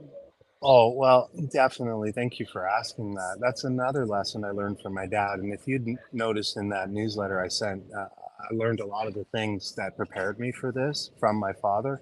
And one of the other things that he said was I remember saying something about the Russians during the Cold War and, oh, they're in Nicaragua, blah, blah, blah. And then he just scolded me and said the Americans are just as evil. They lie just as much. They both liars. They're both going to give you chunks of truth. And son, it's your job to put the pieces of truth and pick them out of the lies and try to put them together. So I know for sure, I mean, like after the last 3 years, who knows? Maybe we do have a Star Wars program that Reagan started and then it's all hush hush. I don't know. I can't verify that. And at the same time, you got these climate activists, and that I can pretty much verify is crap because, you can go look at the studies, you can see all the censored scientists, you can see the narrative. If you understand the lies of COVID, you're going to understand the lies of climate change. But I wanted to really address what I feel were the real causes of it. And I kind of picked my brother-in-law's brain. He's a fireman with Toronto as well. I think he's just currently figuring out his retirement now. But I was talking to him when I was in Manitoba, and everyone was freaking out, climate change, climate change, climate change. A lot of those fires were arson, 42 of them. Like, I'm not saying there's arson here, but these climate activists, there's even eco activists. Like, seriously, buddy? So your agenda, you're trying to sell a lie by actually propagating it yourself. So I tried to find the middle ground and say that, this activism, they're saying, oh, climate change, you can't spray for the spruce bugs, right? And you sit there and go, oh, okay, well, I don't spray for the spruce bugs. Now I'm losing all the spruce. And guess what? Now I've created a whole bunch of kindling for forest fire because, and then the other thing that we don't do anymore is controlled burns, culling the forest, going out there and getting the dead wood out, piling it up, burning it. The Indians were fabulous at this. And the other thing stupid with those climate, I don't know. I don't want to put them down too much, right? Because, everyone falls for stuff sometimes. But I mean, our forest fires have been going down for the last 20 years, right? And the other thing I'm noticing too is our funding for forest fires is now decreasing. So I thought I was paying money to help the climate, and you're rolling back all the things that actually help the climate, like spraying for the bugs that cause the dead trees, paying for the people to go through the forest and pick up the dead wood and burn it. You're not hiring enough people. You don't have enough water bombers. Like, I mean, I don't know what year it was, but we sent 3 water bombers to Brazil after we told the military that they couldn't have any equipment. And it just doesn't make sense. Those 3 water bombers should have been stationed in Alberta like they asked for it. And they could have been helping out in the Okanagan Valley or their own fire. My girlfriend's son, he's an aspiring fireman again. So he's been fighting, he's stationed out of Cochrane, and he was out fighting the Alberta fires.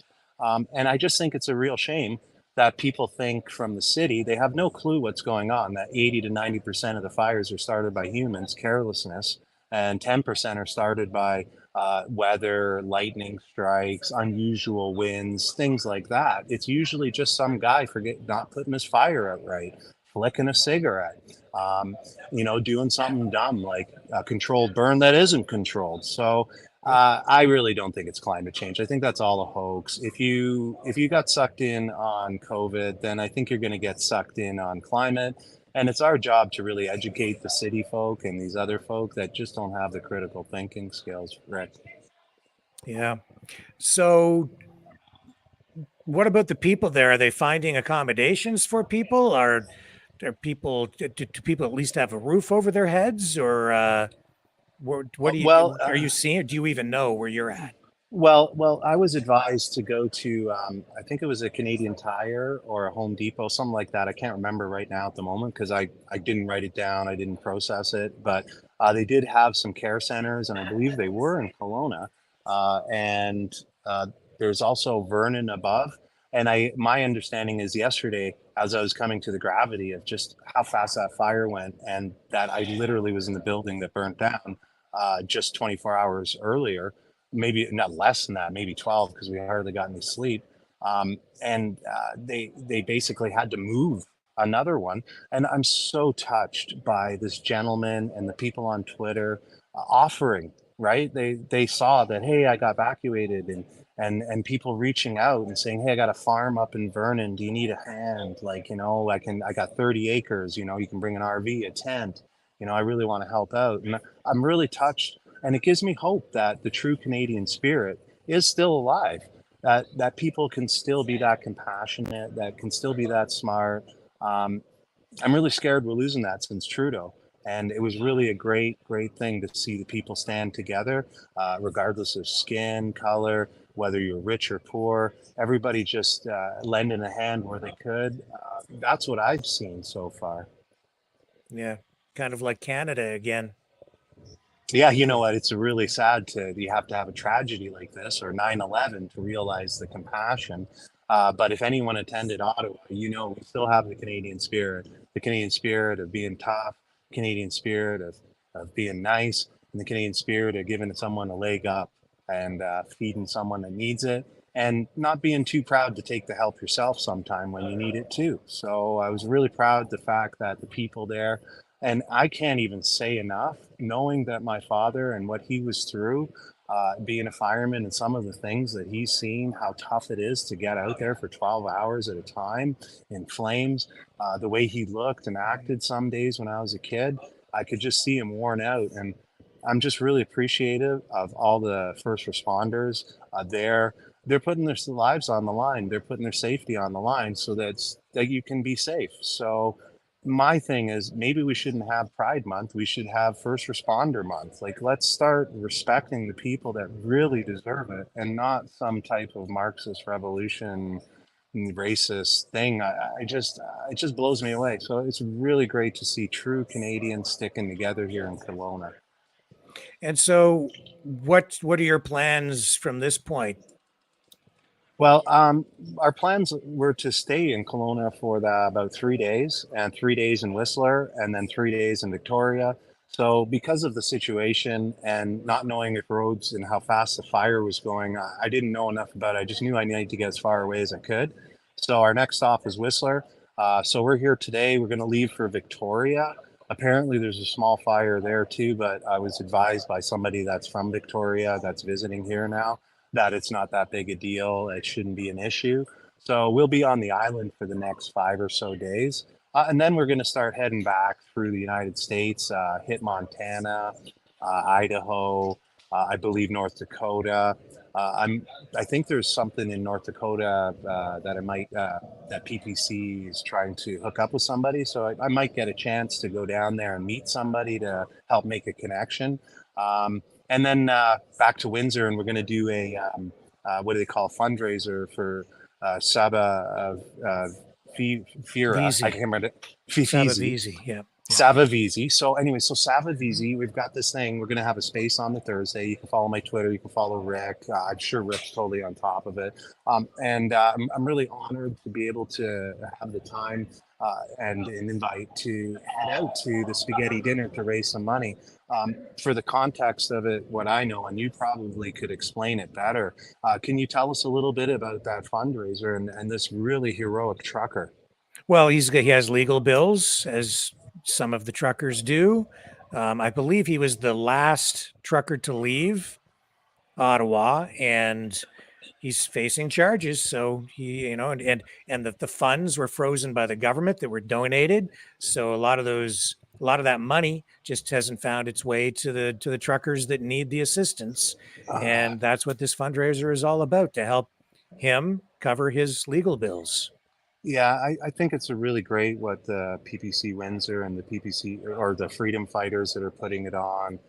Really, it's going to take a lot of groups to get together, a lot of leaders to really make sure that we can hold the government accountable and to look after our own, right? Sometimes, you know what? It just don't matter whether you're Christian or Muslim.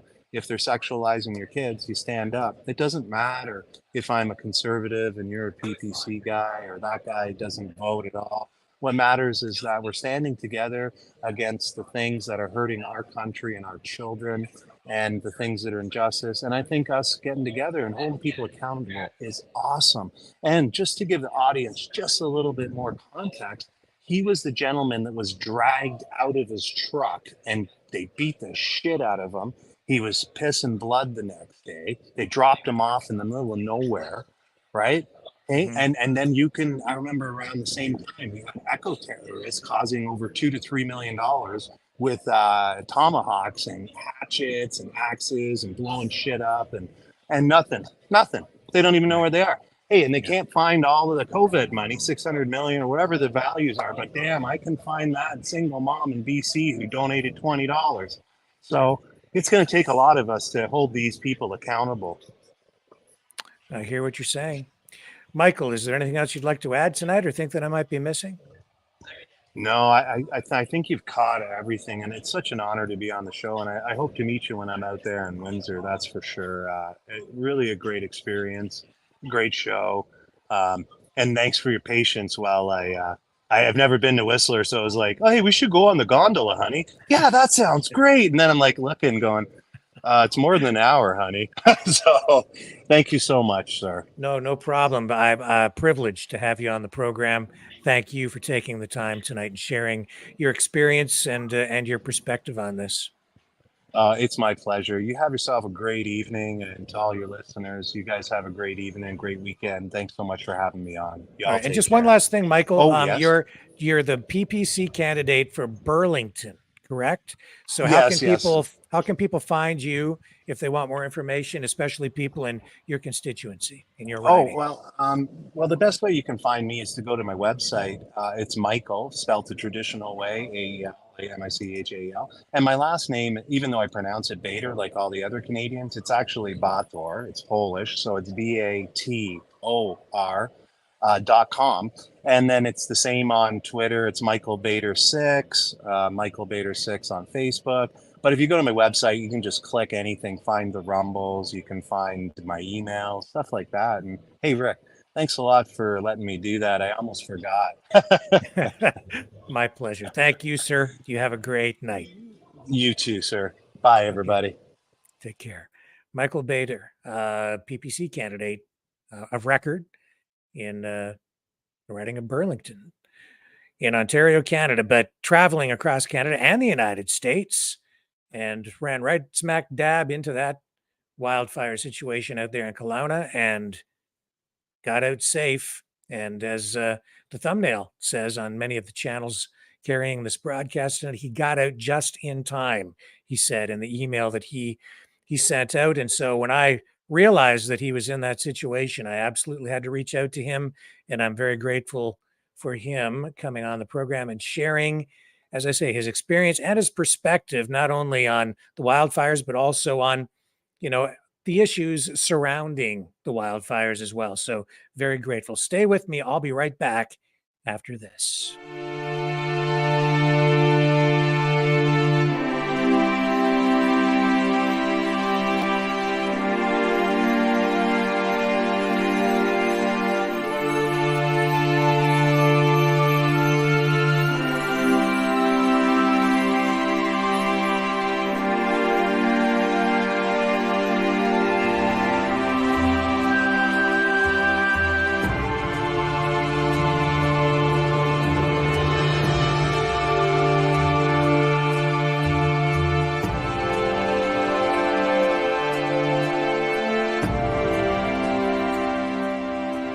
Maverick News. The world is watching.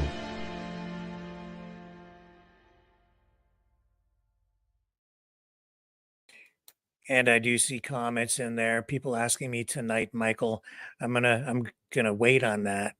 We'll do it the next time he's on the program. We'll get to it though. Don't worry. Again, very grateful to him for doing that.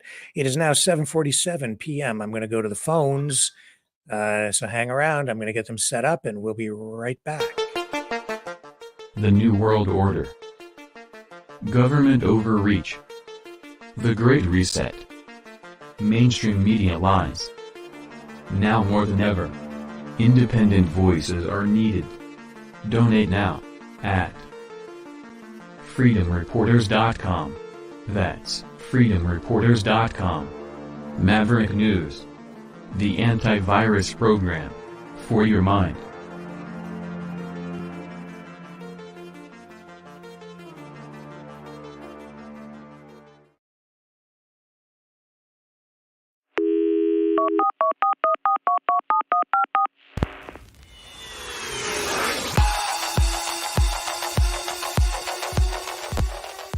Join the conversation.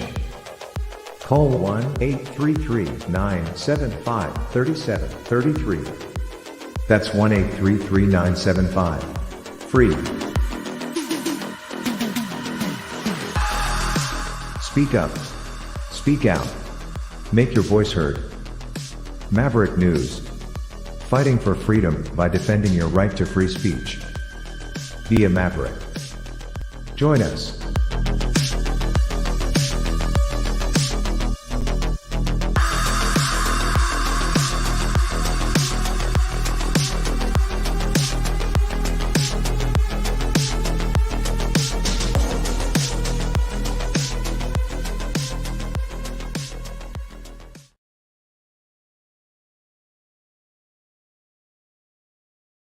Before we get to the phones, I'll just remind everyone that you can support the channel by donating at freedomreporters.com. Freedomreporters.com. Takes you to the PayPal page. You can also donate by sending in Rumble rants over on the Rumble channel if you're subscribed there. It's important that we get people to subscribe on Rumble because we are being censored and suppressed, and you know the drill over on YouTube, Facebook, and the other censorship platforms. In fact, I never know anymore from night to night if we're going to suffer the wrath of the YouTube, Facebook censors. So please, if you haven't, consider subscribing on our Rumble channels. And we are broadcasting on both of our main Rumble channels tonight. You can also donate at maverickdonations.com. That's the Give, Send, Go account. You go over there and we've got a page set up. Great people at Give, Send, Go, Christian-based organization. And super nice.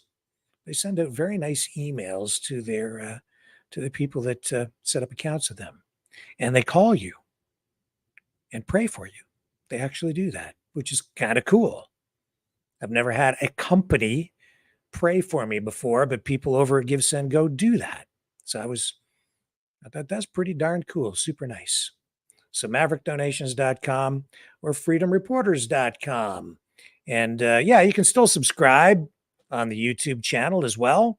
Our YouTube channels, we're on several of those and on various other platforms as well. And we're broadcasting. Thank you to Kevin Michelizzi for allowing us to combat censorship by sharing his platforms on VK and YouTube and some other platforms, and to Lori for also sharing her access to her channels. And she has a new Facebook page set up, so you can subscribe to her on there. And I should also tell you that we have a great Strange Bedfellows lined up for you tonight.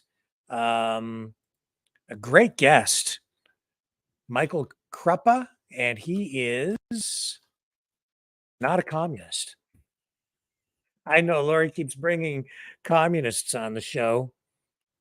Socialists, communists, whatever. They're not the neoliberal woke type that, we're all having trouble with these days. But No, Michael is he's a conservative. And yeah, I'm just looking for information on him. So anyway,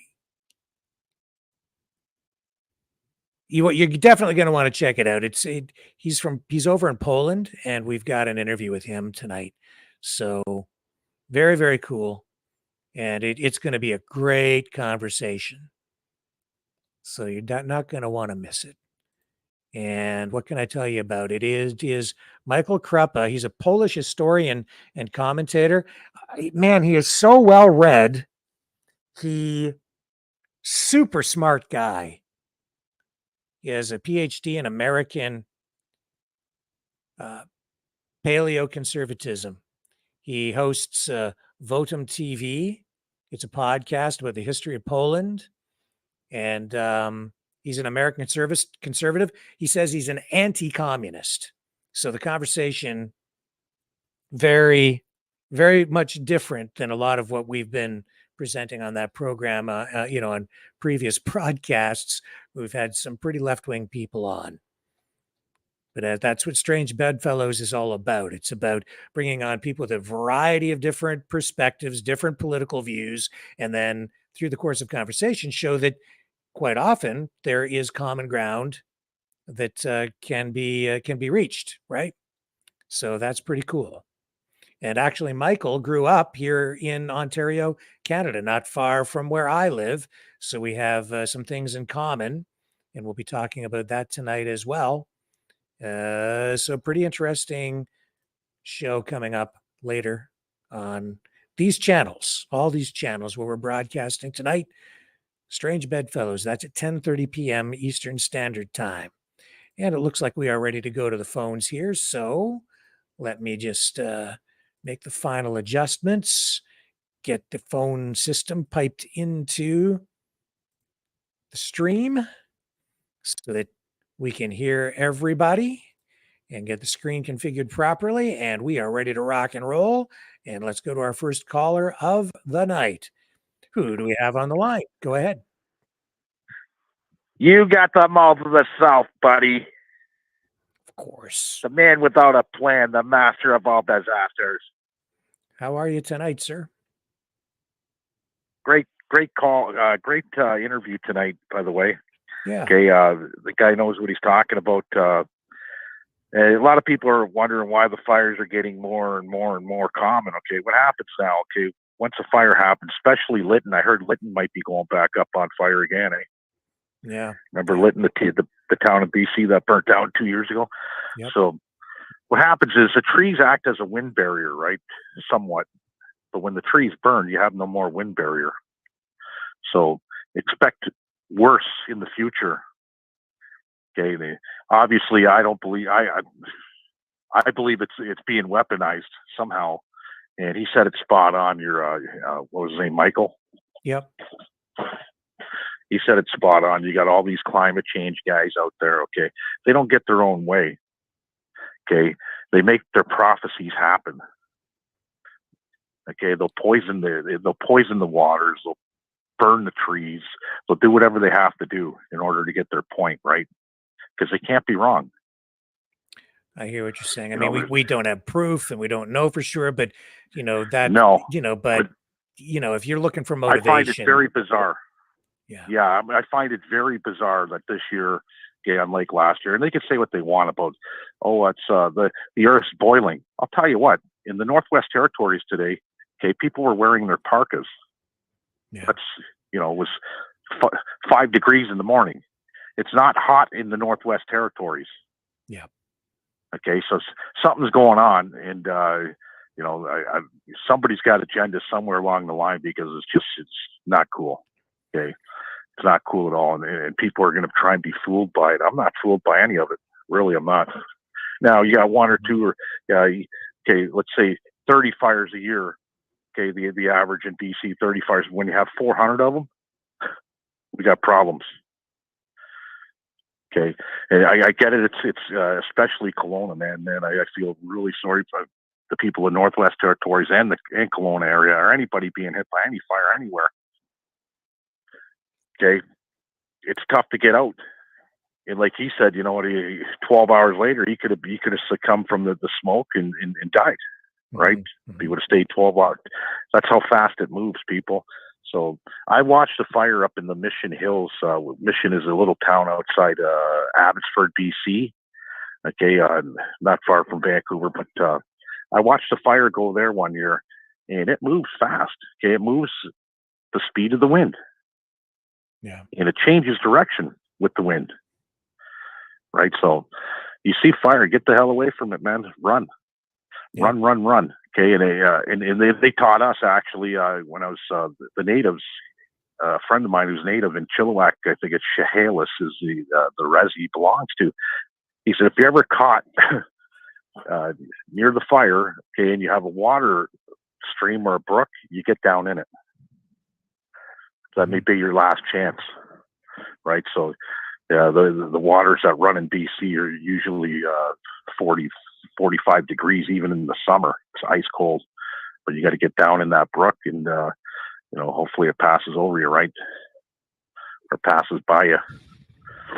But yeah, I feel really sorry for the people out there, man. I really do. It's something's going on. I can't, till the evidence is out there, right? It's all speculation now, but I'm not no conspiracy theorist, but when you have all these fires, and we're talking hundreds of them, man, it's ridiculous, right? Yep. Ridiculous. Well, yeah, and I mean, So, it's exacerbated by, as Michael said, they're not clearing out the dead wood the way they used to. The environmentalists are against controlled burns, which also are used to, take out kindling and fuel that causes these kinds of fires to spread. And these are problems. It's called forestry management, and they don't like forestry management. They don't like it. So well, exactly.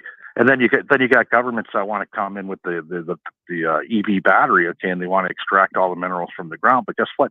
Sorry, you can't extract the minerals from the ground because there's trees there. Well, guess what? There's no more trees there. They all burnt. Now we're going to the ground. Right? I'm hearing that conspiracy theory too. Okay. Well, I'm hearing all. We don't know. Like I do know that when down in Hawaii. Now you have real estate people trying to scoop up the land, right? And that doesn't mean necessarily that they went in and started the fires, but they certainly are taking advantage of the situation. And that's not uncommon. It's not maybe even unexpected, but it sure isn't very, very nice. It's not cool at all when I've seen it too. I've seen I don't know if it's true or not, but I did see it. Oprah Winfrey and all the Hollywood elites, okay, that do have properties down there. If people are saying it's funny how their properties never burned. I don't know if it's true or not. I'm just seeing it on social media. You don't know what to believe anymore. That's the problem, and that is social media. There's just so much stuff out there. And, there are reasons too why those properties owned by richer people don't burn. And it's because a lot of them are surrounded by acres and acres of land with manicured lawns that are not really much, they don't lend themselves to the spread of the fire. And they're newer construction in Lahaina. A lot of the homes that burned were wood structures, older, more susceptible to burning just from embers landing on them. And they're up against, forested areas, trees all around them and things. But so there are other factors to consider there as well. And it's easy to fuel a conspiracy when you point a finger at someone like Oprah, who has a crap load of money and has already gone in there and bought up a lot of land.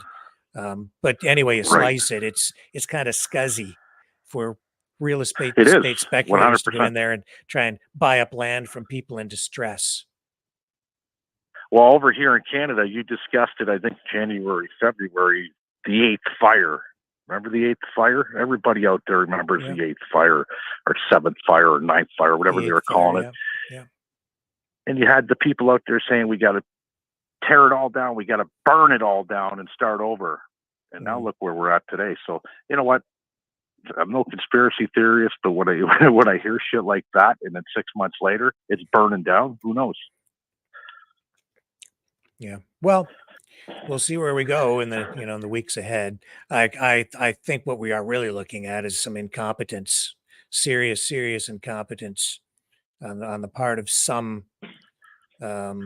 officials, like the guy who didn't turn the water on for 100%, 5 hours, and the guy who didn't turn on the sirens, and you know, I mean, they did try to go in and warn people in other Absolutely. ways with megaphones and things, but it was obviously completely inadequate. I don't know. I don't think there's any excuse for this. The number of Well, casualties. it's like easy to that. point the finger at the government too, right? For a lot of Yeah. people, especially you have the military, the Air Force that's sitting on their ass in Trenton, wherever, right? There's one up in Manitoba, Wine-Right. There's all kinds of military bases where they're sitting on their asses. Okay, you know, you got the Air Force. Now, I don't see any air water bombers that were out there before. Okay, when there's a fire, they should be the first ones to be responding to it. Is the military, and get your ass in gear, get the planes up, get the water bombers down, get the fires out, right? But no, they got to wait. They got to wait till a town burns down and people perish, right, before the military gets involved. I seen an interview with the Turd today. He was in northern Alberta. Did you catch that one, Rick? Yeah, I did. Yeah. Talking about the fires. See the support he had there? He's doing his interview. There's only 3 people in there, and just a smirk on his face. And you know what? It's disgusting. It is 100%. Yeah. You know, now I get it. You're the prime minister. There's a disaster. You should go there. I get it.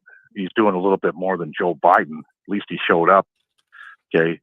But it's disgusting, right? Just, there's going to be no money going around because guess what? We don't have the money. The money went to Ukraine. You have Ukraine panhandling in Sweden or Switzerland or wherever the hell they were today, right? Zelensky. Yep. Right. We don't have the money. Okay. And they're going to find out in Hawaii really fast. Okay. Because this one's that's a big cleanup, man. Yeah. You got to rebuild. Okay. The same thing with Kelowna. You're going to find out really fast because I don't think there's a property in Kelowna that's not worth $1 million or more. Yeah. Right? We're not. Right. Yeah, That's just the average. Got a woman here who has a response to what Trudeau is doing out there. Let me just bring her up here. I'll share this with you folks. There she is. Listen to this. I cannot handle another ounce of Justin Trudeau in this country. So the area that I live in is literally on fire. People are being evacuated. Wildfires everywhere. And you see this right here? You go to CTV News, and us as Canadians, we can't even see what is going on in our country because of new laws that Justin Trudeau has passed. We can't see it. So what, has this turned into a communist country now? I don't have any words. I am so done with Canada. Just so done. I cannot handle another ounce of. So yeah, people upset because you can't even get important information, news about these wildfires. Like our news page has been blocked in Canada as well on Facebook. And that's Trudeau's doing. Well, when you have you had a government now, okay, that came in and strong-armed a social media company for them to force them to put up mainstream content, okay, and make them pay. Yeah. Ridiculous. I've never heard of anything like it in my life. What do you think? You're the Rizzuto crime family out of Montreal? Yeah. That's exactly what they're doing, Rick. They're using the same tactics as the mob, and you're calling yourself the government. There's no free, fair, anything about that one. I don't blame Meta at all. No, I don't either, I honestly. don't. I mean, it's unfortunate we got swept up in that too, but I get it. Yeah, you come to me, Rick, and you say, "Hey, Leo, I want you to pay me, okay, for running your content on my Maverick News, and we're gonna have a fist fight in Chatham, buddy. Okay, I ain't paying you shit. How's that sound? Yeah, you better get the rants out there. The reality is, they can they can monetize like any other creator anyway. Right. And they already have millions of subscribers. It's not like they weren't monetized. They just wanted more. And the government wanted greedy. Yes, and they wanted the government to prop up their channels in the search algorithm, and then push the independents to the side with C11, and C18 is to make them pay. And the government wants that too, because they're bought and paid for, because they already get government funding. So they get government funding. They want the social media companies to pay them what they're already getting plus more, and put them front at the top of the search engine rankings, and take guys like us and crush us. That's what they wanted them to do. Put a muzzle on you. Yeah. And it just backfired in his face. Yes. Okay. And he's going to learn. He's going to learn the hard way, right? Come election time, because as you see, I'm seeing the polls shifting really fast towards conservatives. Anything but Liberal or NDP. Yeah. Right. Yeah. So, it's going to be an interesting. If you hear rumors of a snap election, I highly doubt that's going to happen, because the only thing getting snapped would be his neck if he did that. He's as good as toast, right? I think he probably wanted to go to the polls, but he's slipping now. So it wouldn't be wise, I don't think, to call an election now. No. So we're going to be stuck till 2025 with this dumb twit folks out there watching. Okay. We're going to be stuck. But it's only, we're 2023. We're less than, 24 months away from getting rid of them. Yeah. Once and for all. Yeah. Right. But there can be a lot of damage still in the process in 24 months. You look at Joe Biden, what he did in 24 months to the United States. Right. So, these creeps, they got the power, and it's sad the way that they're using it. Right. You were voted in by people that wanted you to work for the people, and they're all self-serving at the end of the day. Yes. So I will laugh. I will laugh if it is a multiple. Like I'm talking 90% majority for the conservatives, and there is no party status for either one of those twits. Then you send all these politicians packing. Guess what? They don't have a job anymore. They're not getting paid. And you could say whatever you want about the opposition. We don't need an opposition. Really, we don't. Mm-hmm. What's the opposition doing? Holding people accountable? Really? So if Pierre don't say what he's going to say, well, then guess what? Then it's on Pierre's head. Then I don't feel sorry for the conservatives if he don't do what he says he's going to do, right? Yeah. Well, listen, sir, we're going to move on because we've got calls stacking up here. Thank you, Leo. Really appreciate Stack you them calling up. in. Okay. Bye, guys. All right. See ya. And here's Sue. Hello. How are you tonight? I'm good. How are you? I'm just fine. Glad to have you back. Sorry I haven't been watching your show the last little while. Wow. I've been canning. You've been canning? I'm sorry. I'll have to watch the back shows.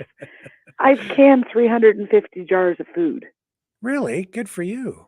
Well, you're prepped. Yeah. For anything that might be Oh, coming yeah. then. Yeah. Yeah. Tell us about Well, that. How many, I have a like, question. what are you canning, just before we get into that? What kind Spaghetti of stuff? sauce, Yeah. potatoes, Yeah. mock apple pie filling, which is zucchini, Okay. apple pie filling, and pickles. Awesome. Yeah. Well, you're all set, man. I'm coming for dinner. Okay, come on over. Well, the neighbor come over to help me move the jars because I've got Yeah. carpal tunnel. Oh, yeah. And he yeah. said to me, I'll move the jars if I get a jar. Sure. So I sent him home a jar Good for you. Good for him. because they're pretty heavy. I have a question. I live up near Petawawa. We got an air quality alert. Is there fires still in Quebec? I can't get any information on it. Well, before I say anything,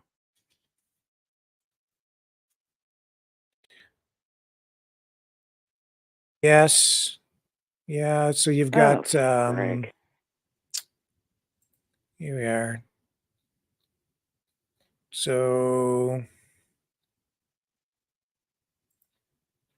I'll go straight to the government website here. Air quality alerts in some areas. Yeah. Forest fire alerts in Matagami Airfield, Fontanges, La Grande Riviere Airport. Oh, so That's there are like still a across number the of Ottawa River. locations. Yeah. Oh my God. I hate not being able to find out any information. That just drives me insane. Yeah. But no, we got a weather alert. And I'm like, what's the weather alert for? And then they said smog. And I'm like, the hell kind of smog are you talking about? Sky's blue as ever. But I don't know. I just pray for the people in Maui and the ones out BC. That Michael, holy cow. Yeah. Somebody was watching over him. Yes. Absolutely. So I'm glad that he got out safe. And me too. Yeah, still a bad See, situation. my family's all out there. Yeah. And it's scary. I keep getting messages. We're okay. We're okay. But yeah, so no, I was going to head out to BC till the fire started. Yeah, I know that. So here's what I know from what I just pulled up. So the Cree Nation of Wemindji in northwestern Quebec has lifted an evacuation order for medically vulnerable people. So this happened after nearby forest fires led the community to declare a state of emergency earlier this week. And the nation said, a notice is put out, posted Facebook, and they're saying that the first flight to bring evacuees home was expected to depart at 10 a.m. this morning. And the community further north on James Bay, where more than 200 residents fled during the evacuation. Quebec's Forest Fire Prevention Agency says blazes near there are no longer out of control, thanks in part to rainfall. But obviously they're still burning. It just looks like they finally, in that area, they got them under control. So some good news there. Yeah. Making progress. Yeah. See, I tend to agree with Leo. It's a little bit too funny how many fires are going on around the world. Well, too weird. Yeah, a lot. I would not be surprised, and I don't like to speculate. I want to deal with facts, but given what's going on, we do know that just statistically, almost 60% of wildfires in any given wildfire season are the result of they're man-made. Either arson or careless smoking or firefighters or forest campfires not put out properly, all those kinds of things. So 60% in any given year.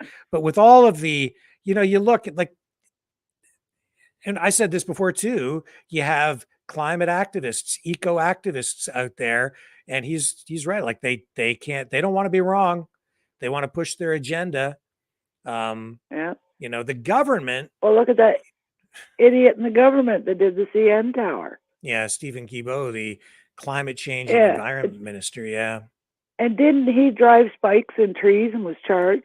Yep. I mean, he was one of those kinds of climate activists. Now he's the environment minister and minister of climate change. He doesn't want to be wrong. Now, am I saying that Stephen Guilbeault started these fires? I'm not saying that. But no, there are, as an extension of these neoliberals who are running things, you have these activist groups, and they're, tied back to the people in power. But on the other hand, if you're the government, I don't think it looks good on the government to have these fires raging out of control. They're suffering in the court of public opinion because of them. So they don't themselves have a lot of incentive, if they want to remain in power, to intentionally be setting these things. So I'm having some difficulty with people who are saying that it's the government doing it, but it may be arm's length people of the government who are trying to push a political agenda. There are people who will set these fires for a variety of reasons, and we've said this before, and it's happened in the past. many times where people will set a fire just because they want to get a job going out to fight the fires. So I that lived through a happens. fire as There's a a kid. lot It's of no different fun. things that could be going on. Now, all of that being said, I'm not saying any of that is the case. I like to wait and get facts as much as we possibly can. And to Yeah. sit here on Well, social this seems media kind of and, funny in you know, Maui. yeah, They didn't shut the power grid down. They right. didn't turn the water on. They didn't sound the sirens. Yeah. Okay. And then you hear that Bill Gates is going to put up a $2.2 million resort down there. Like, Yeah. what? And there's all kinds of wacky stuff, like the police chief is the same guy who was actually used to be I think the police chief in Las Vegas when they had that shooting with all the crazy stuff. I think it was the shooting with the concert, and Yep. then they had all like who was the shooter, and you had all this crazy stuff going on around that. I can't make it up, right? It's the same guy, and there he is in Hawaii. Yep. But does that prove anything? It raises questions. Questions are okay, but I'm not sitting here going to draw any conclusions. But it's a little bit weird, maybe a lot weird. Makes the hair stand up on the back of your neck. Yes, it does. Yeah, Pretty does. weird. And that one down there in Vegas, that was very strange. The way that the shooter was going after the concert goers, and it was a country concert, conservatives pretty much in the crowd, and then a lot of weird stuff surrounding the investigation and the way they took the shooter down too. So you can look that stuff up. But wasn't that the Jason Aldean concert? It might have been. I don't remember who the artist was. I just, because it was a few years ago now, right? Yeah. And now he's big with his song. Yeah, that's right. Yes. Yeah. Maybe I can find the details here. Yeah. It was weird. That wasn't that long ago though. That was like 2017, 18, that happened. Yeah, so this was Maui Police Chief John Peltier. He nearly 6 years before this situation in Hawaii, he was on the ground in the aftermath of the deadliest mass shooting in modern U.S. history. Yeah. So he was the incident commander covering the Las Vegas Strip when that gunman unleashed on that country music festival. They killed 58 people there.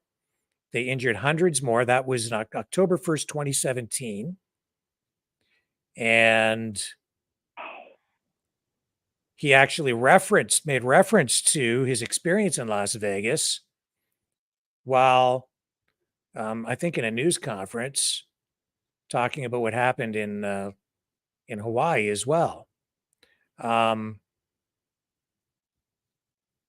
So isn't that bizarre? Yeah. Tragedy just seems to follow that guy around.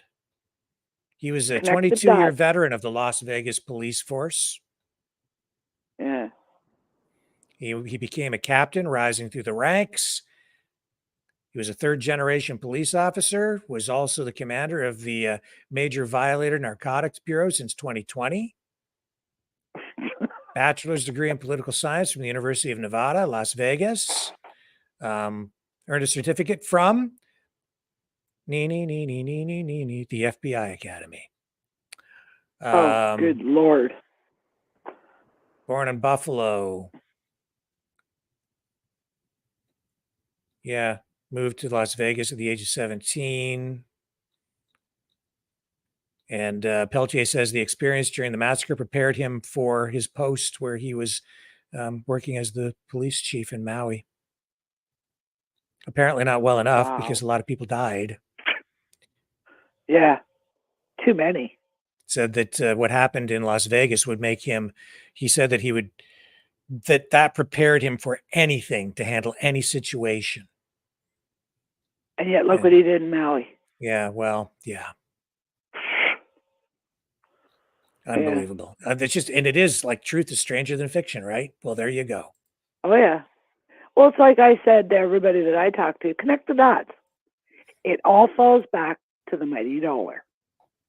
Connect them. And it goes back to money. Pretty bizarre. Bizarre stuff. Yeah.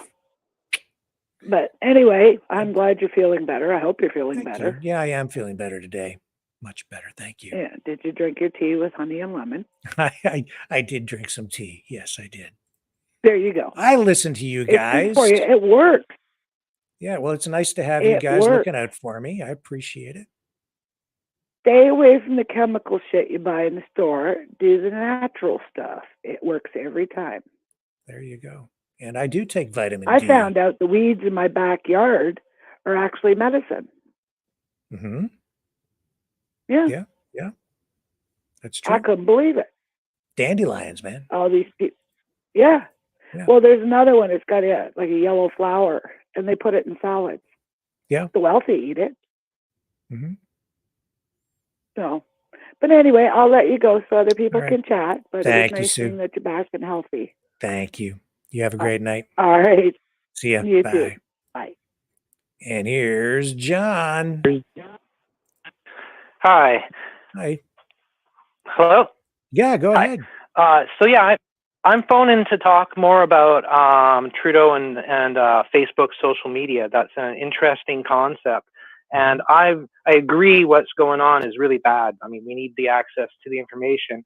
I'm not a particular fan of social media. I think those companies interject their own viewpoints into world politics, and that's scary. They're largely not Canadian companies, and they don't pay taxes here. I think they're largely parasites in Canada, if you want to know the truth. But we need access to information. And what Trudeau's done has led to what is happening. People are being starved of information. That's bad. But I don't know if I believe it's actually incompetence on the Liberal government. They've been studying the phenomenon of our media going broke and viewership going to social media for years and years now. You know, they made their government bailout package based on these studies. I think they understand full well the economic model, excuse me, of these companies. And I think they knew when they were going to try and force them to pay for links used from Canadian sources that there is no way a social media company could ever go for a deal like that. Because if they give in to Canada, they give in to the UK, they give in to Australia, they give in to everywhere, and they're done. I think Trudeau is trying to force us to go back to government-controlled media, CTV, CBC. He doesn't want Canadians to have access to news on the internet. He wants controlled media, and I think this is on purpose.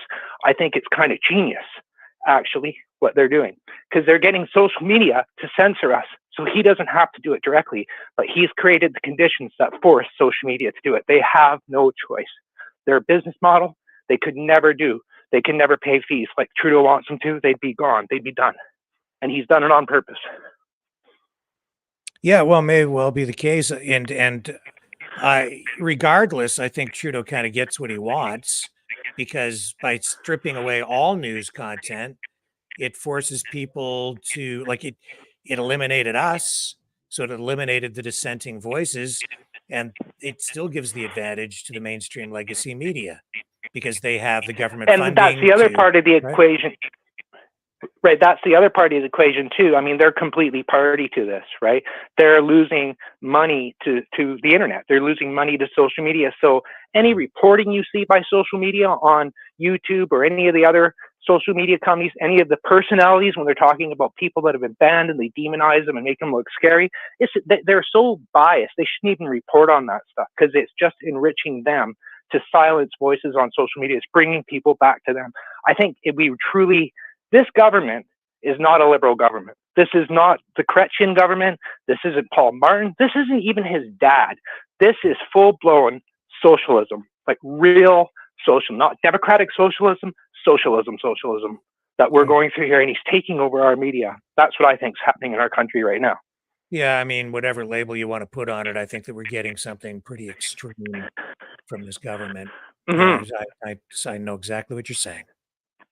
And I agree. I mean, if you really think about how much time they've spent analyzing this problem to come up with the bailouts and all this stuff for media. They understand full well the business model of these companies, and they know there is no way they could conform to what the government wants. It would put them out of business. They would be paying every country in the world for use of their media, and that would be it. So it's not incompetence. I just don't believe it. I just don't believe it. I think he's designed what he wants. And I think Canadians need to really realize that we need to get this government out, because very quickly, we're not going to be able to talk to each other about Canada. We're not going to be able to create a real, true Canadian political culture by discussing what we want in this country. That is real culture, not government-created culture. Canadians with Canadians talking and deciding what they want, that's political culture. This show creates political culture, and you could find yourself silenced easy with this government. Oh, yes. Absolutely. That's why we're, building a new website. We're, networking with others, live streamers to try to combat this. We're taking a lot of different steps behind the scenes too, to position ourselves in the wake of all of this, because you're right. They want us gone. They do, in the worst way. I just about every sort of either news or social media influencer Canadian based since about 2015 that I've been interested in, just about every single one has been banned off of YouTube by now, right? And I'm not listening to crazy, dangerous stuff. I'm talking just conservative kind of politics people, Canadian nationalist politics, all gone. There's no one left on YouTube. Even Americans, even with their First Amendment, there are only a couple of channels that really function compared to what were on YouTube, say when Trump was running. And I don't really want to get into Trump or anything, but just the amount of people that have been banned off social media for talking about largely mainstream politics is incredible. It's very, very true. Right? So, we got to be really careful here, because this is scary stuff. I know they always say every election is the most important election. This is really scary stuff. There's been a lot of things put in place now. There's still a bit of stuff getting out on YouTube. I don't really use Facebook, but I understand what's going on with, what's happening with the Liberals and Facebook right now. But, YouTube used to be awesome before it was controlled. When the algorithm just operated freely, it was a great source to see information and then find other people that were talking about similar things. I liked it the way it was. And then YouTube itself started to control it. But then the Liberals have done their way to get people off of YouTube that are Canadian, and it's happened to Americans too. So they've managed to get around the First Amendment. You got to put a different government, a government that actually believes that we should be able to talk, and a government that's willing to be brave enough to let people talk and have to actually perform and do governing for our country and not rely on repression and censorship to exist and propaganda, right? It's just, that's the only thing that keeps the Liberals alive. They wouldn't exist without the CBC and this controlled media and all the censorship. They wouldn't even exist today. So anyways, I really like your show. I'm new to this show. I haven't, for all the time I spent on YouTube, your show hasn't come up in my suggested playlist, and it did today because of Kelowna fires. And so I tuned in, and I'm glad I did. So I really like the fact that Canadians can talk to Canadians, not just someone monologuing for 15 minutes and putting up a video, but actually a phone-in thing. That's very important. Thank you. I really appreciate it very much. And I hope you call back. Okay. I will call back, and I'll keep watching, and I'm best of luck. I hope that you guys can stay ahead of whatever nastiness the Liberals try and do to repress things before the upcoming election. Thank you, sir. Okay, take care. Thank Bye. you, Tom. Take care. Bye for now. Okay, and we're going to drop out of that. And drop out of that. It is now 8:30 p.m. Eastern Standard Time on this 19th day of August, 2023. I'm going to wrap up a little bit earlier tonight. It's 8:30. Normally we go, sometimes till 9 o'clock. Tonight we'll wrap up because I have to go pick up my wife from the train station because she was in Toronto visiting with my daughter who is going to get married soon. So that's exciting stuff. You can donate at freedomreporters.com to support the channel or at maverickdonations.com. Or if you're over on Rumble, you can also donate through the Rumble Rants, just like the Super Chats on YouTube, except that we're demonetized on YouTube, so you can't. do that on our Maverick News channel on YouTube. So that's the way it is. So be it. We're still here. We're still alive. We're still kicking. We're still surviving. And that is what it is all about. Survival. To live, to fight another day for freedom. And specifically here on the Maverick News channel, freedom of speech, freedom of media. I will be back tomorrow night, 6 p.m. Eastern Standard Time. Thank you, everybody, for joining us here on the program tonight. An absolute privilege. On the flip side.